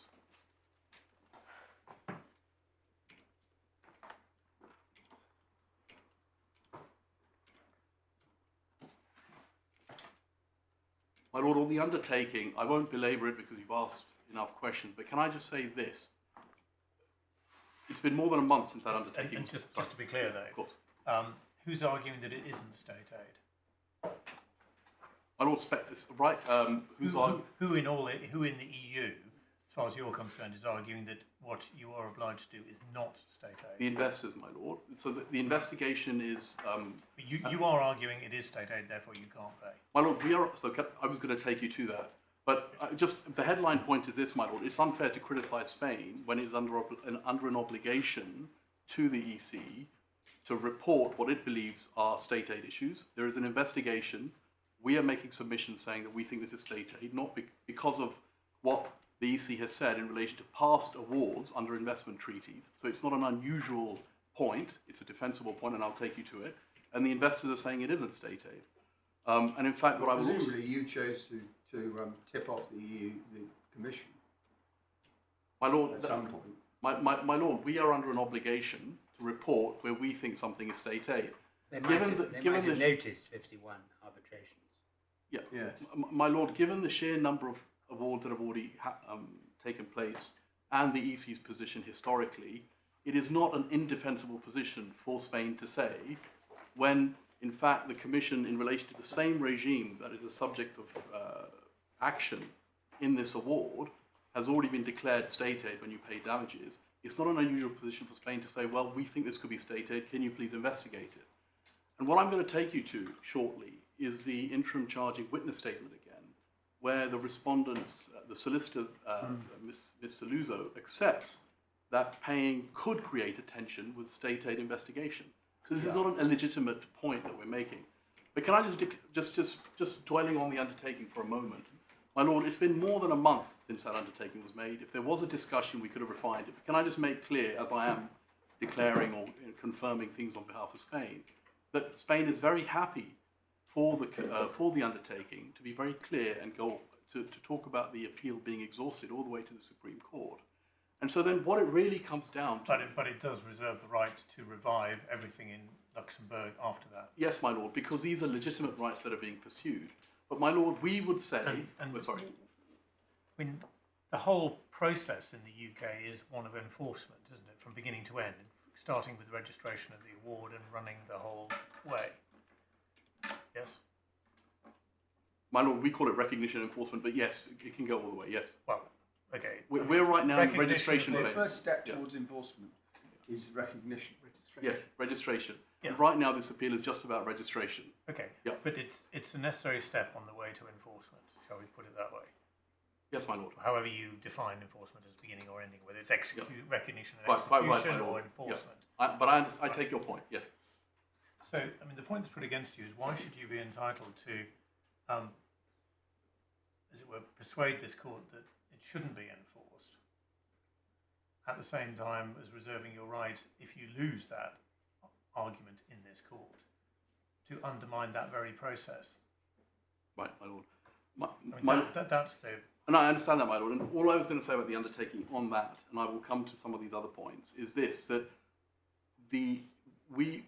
Spain submits that it would be quite extraordinary for steps that could be taken in the future in relation to separate proceedings, because the execution, although you may say it's all enforcement, that's a separate proceeding after the appeal is exhausted to impose conditions in relation to this proceedings. We say that that question about what the Luxembourg proceedings may do in relation to the execution steps and a different part of the law of immunity is something that should be decided in those proceedings. We know of no case where proceedings in the future allow a court to impose conditions in relation to these proceedings.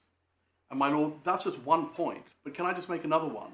That assumes that what we are doing in Luxembourg is illegitimate. It isn't. It is pursuant to, and I will take you there, legitimate concerns about violations of EU law.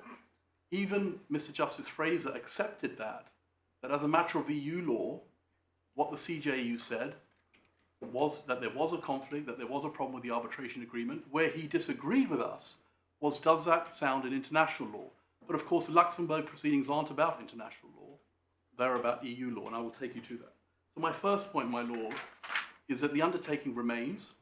It can be refined, but it really does undermine this idea that we are trying, Spain is trying to anti-suit an action or the appeal. So if we were only prepared to dismiss this application on the basis of your undertakings, yes, how do we do that? Do we enshrine them in a court order with your consent?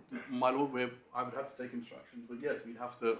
We would obviously need to give. But are you saying yes that as the quid pro quo for dismissing this application, you will consent to giving this court an undertaking that until final judgment in the Supreme Court, you will not proceed the Luxembourg proceedings, proceed with the Luxembourg proceedings? Yes, my lord. Right. Thank you.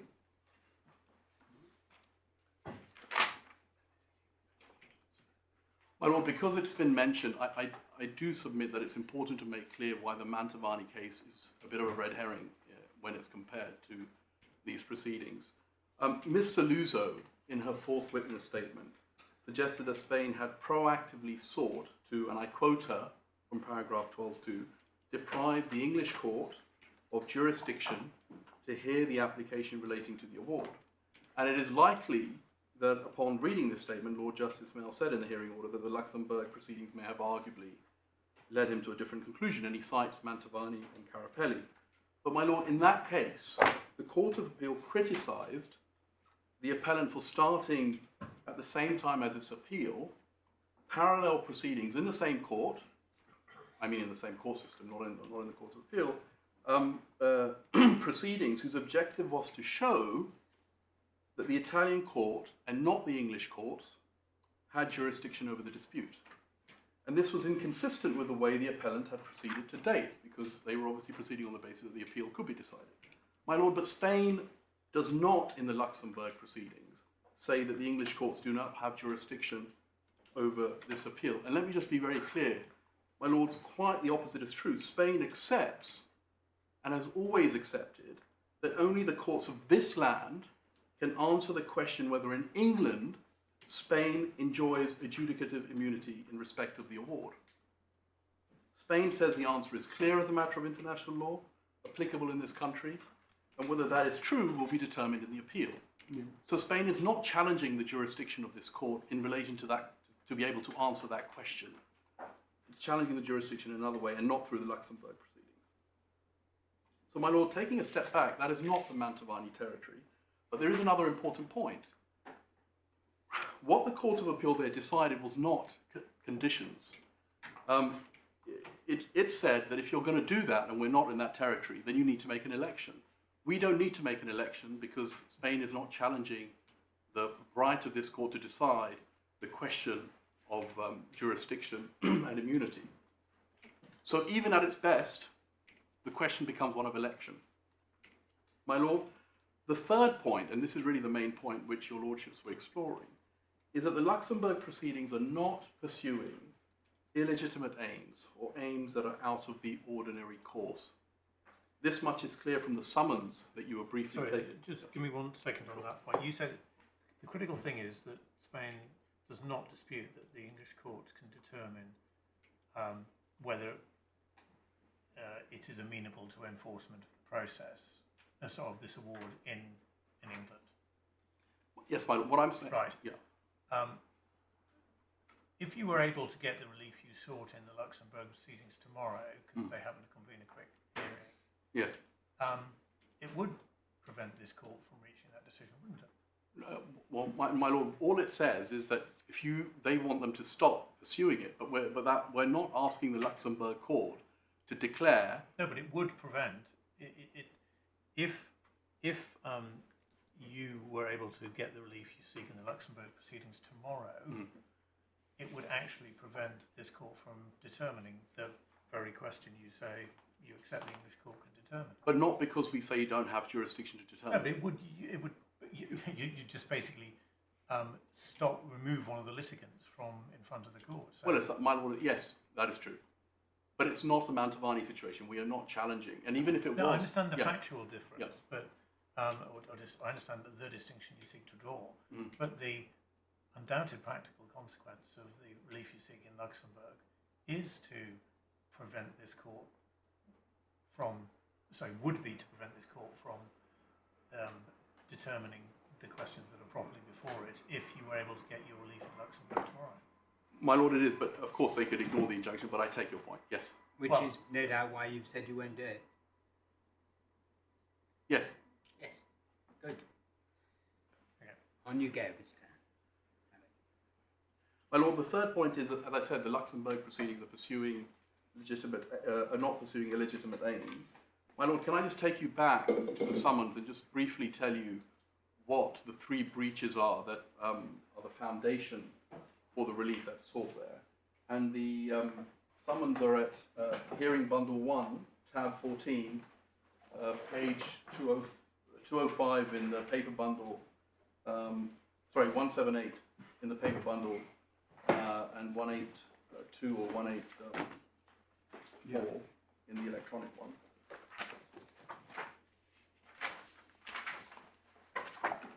My lord, broadly, there are three breaches of EU law that animate the summons and the relief that's sought. The first is that Spain cannot pay out the award while the EC investigates whether such payment would be illegal state aid. This is based on Article 1083 of the TFEU. Where are you reading? Sorry, what's that, my lord? Where are you reading? Yes, my lord. If you could turn to page 182 on the paper bundle or 186 in the electronic one, and it's paragraph 12, my lord. Yes. My lord, that's the provision I was talking about. Yeah. The Commission shall be informed in sufficient time to enable it to submit its comments of any plans to grant or alter aid if it considers that any such plan is incompatible with the internal market under the terms of Article 107, it shall without delay initiate the proceedings provided for in the preceding paragraph, and then in bold, the member state concerned may not implement the proposed measures, which is to payment, before this procedure has resulted in a final decision. I don't think it is disputed that this provision means that Spain cannot pay out the award until the EU completes its investigation. And as I'll show you, the witness statement of Ms. Saluzzo accepts that in the interim charging order. So, my lord, that's the first breach, first concern that animates the Luxembourg proceedings. Then, my lord, the second one is the one that's going to be before this court in June. And that is that the CJU, in a series of decisions, has essentially determined that because of the primacy of EU law, the arbitration agreement on the basis of which the award was issued is disapplied and was never available to the claimants because they are EU investors. My lord, unpacking that and explaining to you the justification for it obviously would take a long time. But all I want you to understand, my lord, there is that Mr. Justice Fraser accepted that as a matter of EU law, that is what EU law says. And so again, my lord, if I can just take you to that, it's at Hearing Bundle 3. Is this Mr. Justice Fraser's judgment? It is, my lord. Which paragraph? It's at it's paragraph 21, page 1060.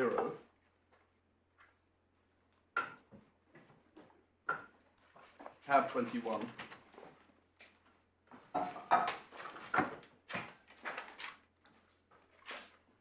Yeah,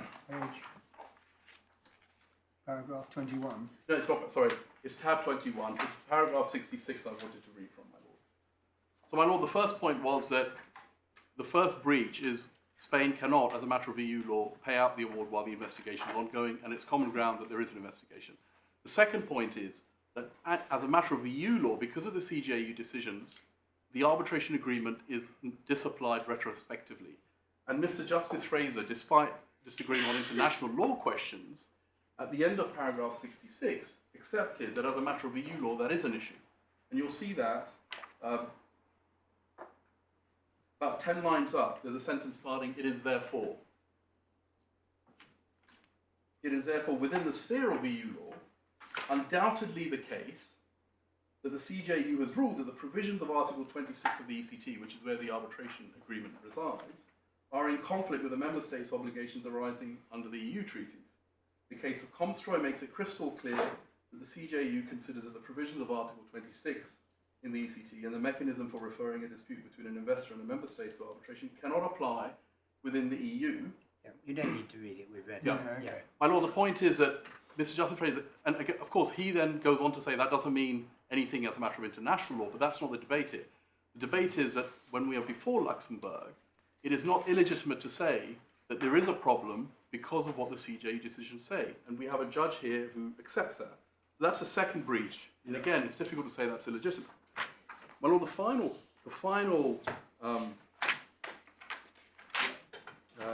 breach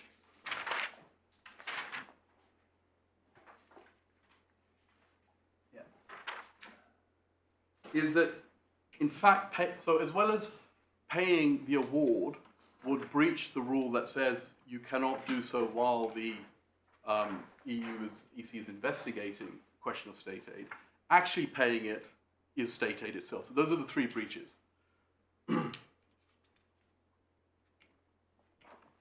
Because of Article 183. Yes, yes, my lord.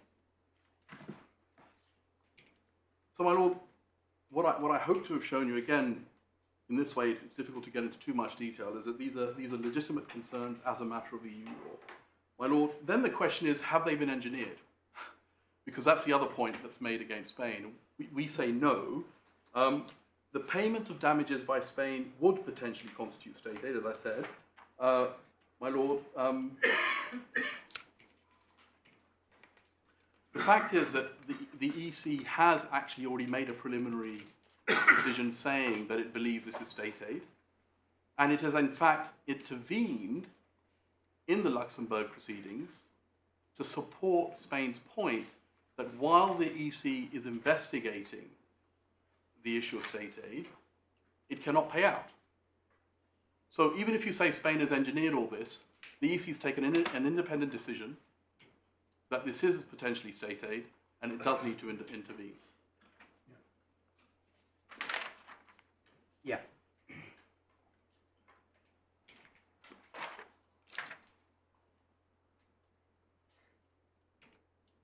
I promise to take you there, so I will. I've said that away from these proceedings, in the charging order proceedings, Ms. Saluzzo speaks about and accepts that if money was paid out, it would create tension with state aid law. And can I just show you that statement? It's in Hearing Bundle 1, tab 7, page 81, page 75, so either 79 or 81. Yeah. Paragraph 81. Paragraph 81, my lord. You have it.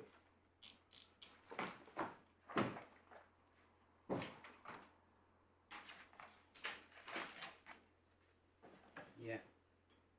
It is conceded that if an order for sale were made and payment received by the Don't government, need this to would... read it, we've read it. Yeah, sorry. Yeah. My lord, it's then engineered when there is a genuine concern on the part of Spain, as a matter of EU law, that making any payment would create state aid risk. So, my lord, we submit that, leaving aside even the undertaking, this is not an illegitimate or out of the order this sort of is claim. not an extreme action. No. You've dealt with the Luxembourg proceedings, and the condition should not run against No. a sovereign state. Irrespective undertaking. And the EC is still investigating. It's still investigating, my lord. And can I just make some reinforcing points? The first is that Spain did not seek interim relief. It could have. Rather, the claim is for final relief. So even if we didn't have the undertaking, it is unlikely that this action is going to be completed before at least the Court of Appeal releases its decision based on the arguments that are going to be made in June.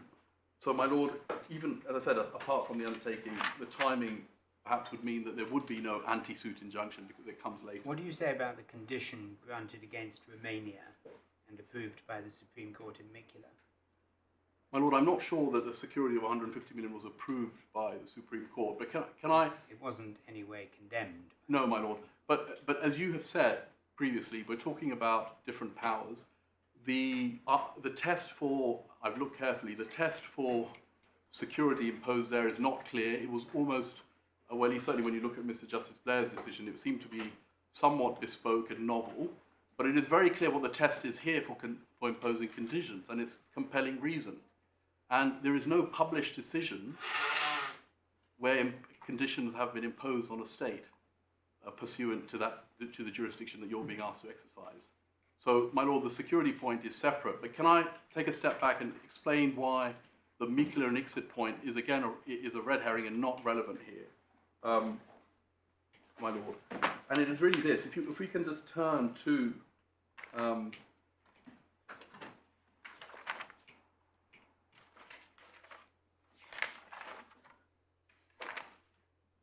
my Lord, may I ask you to turn to the respondent skeleton and paragraph 51.1?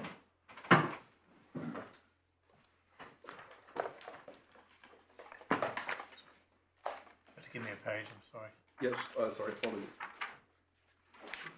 My Lord, I have it in free.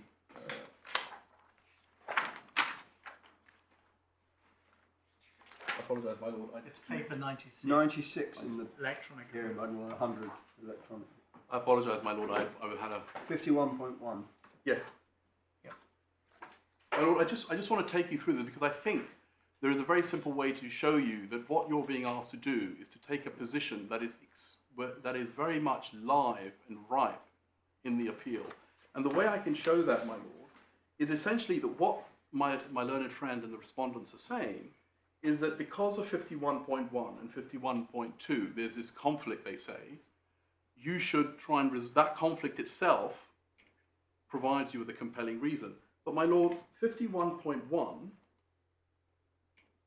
essentially summarizes the respondent's case because they say that ICSID and the 1966 Act means you just get to register and enforce, whereas 51.2 represents essentially Spain's position that that is not true because of our adjudicative immunity.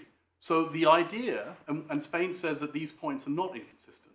So to take a position on inconsistency is a very question that the Court of Appeal is going to be asked to determine in June. So my Lord, and that's quite apart from the fact that, again, I have not been able to find a case where questions that are live in the appeal, substantive appeal, justify the imposition of conditions. I think, as my friend said at one point, it really should be about conduct. We have a case there, my Lord. But there's another point, my Lord, that the security that was imposed was based on a stay that was granted. There is no stay here. So it's not, that's another reason why it's not clear how that case is analogous to this one.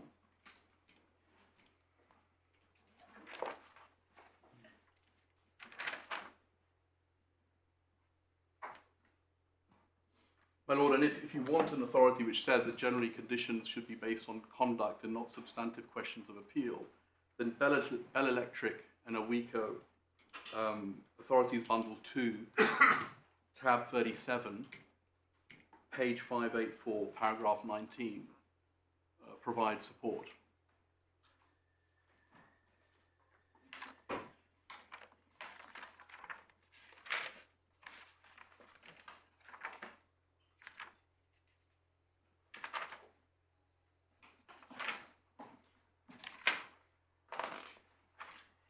My Lord, just concluding there, we say that even if the undertaking wasn't given, the Luxembourg proceedings are not out of the ordinary or illegitimate because they are based on legitimate concerns about compliance with EU law. They will not, even on their own timetable, so forgetting our undertaking.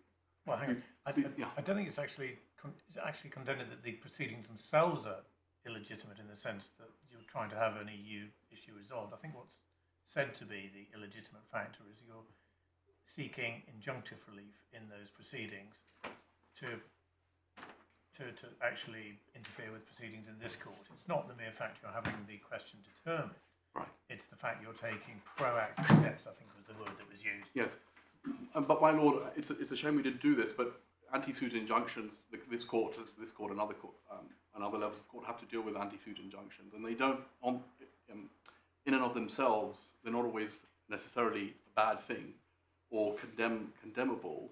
And we say that's not the case here, because it's natural to say that if you are, well, you don't have to make a decision on this, but if we are right that these 3 breaches that we've identified are a serious concern, and that payment shouldn't be made, and that also binds the respondents, then it would be natural to say we need an injunction to stop you until the EU gets to decide whether there is a state aid issue here or not. It is a conflicting of obligations at a domestic level in that sense, my lord. And as I said, even on their own timetable without the undertaking, it's unlikely that they will be resolved until after this appeal is determined.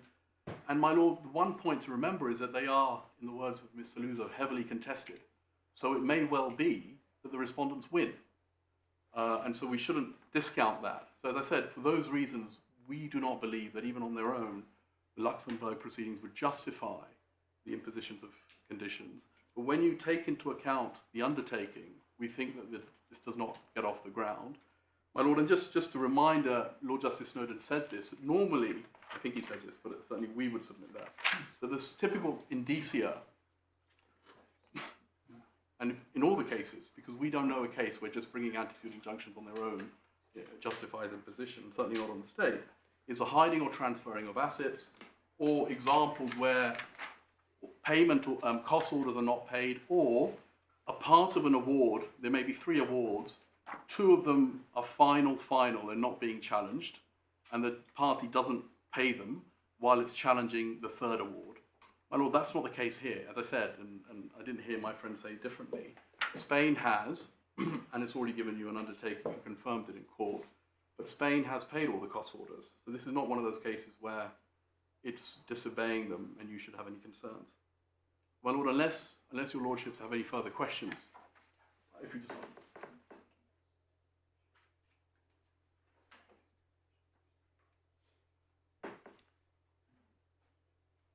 No more. My lord, I'm being told that Spain have also agreed that if your lordships have a concern with the suspension they're prepared to withdraw that part of the Luxembourg proceedings that seeks to bring injunction against the directors. So we can work on the wording on that.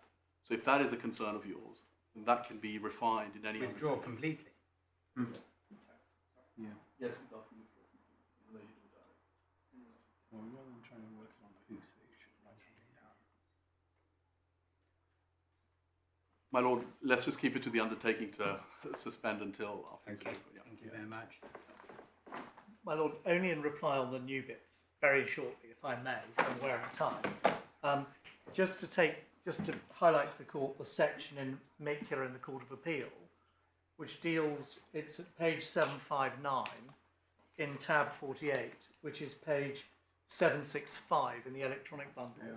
And that's the section from 225 onwards where the Court of Appeal dismisses the argument made that provision of security to the court is payment.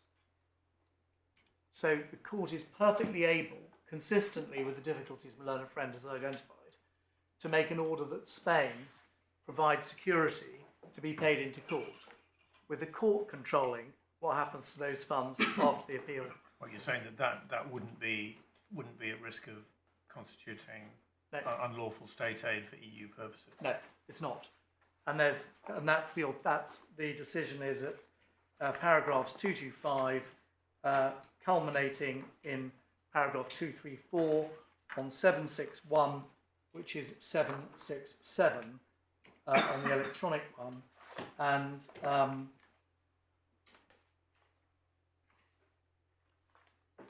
that's in the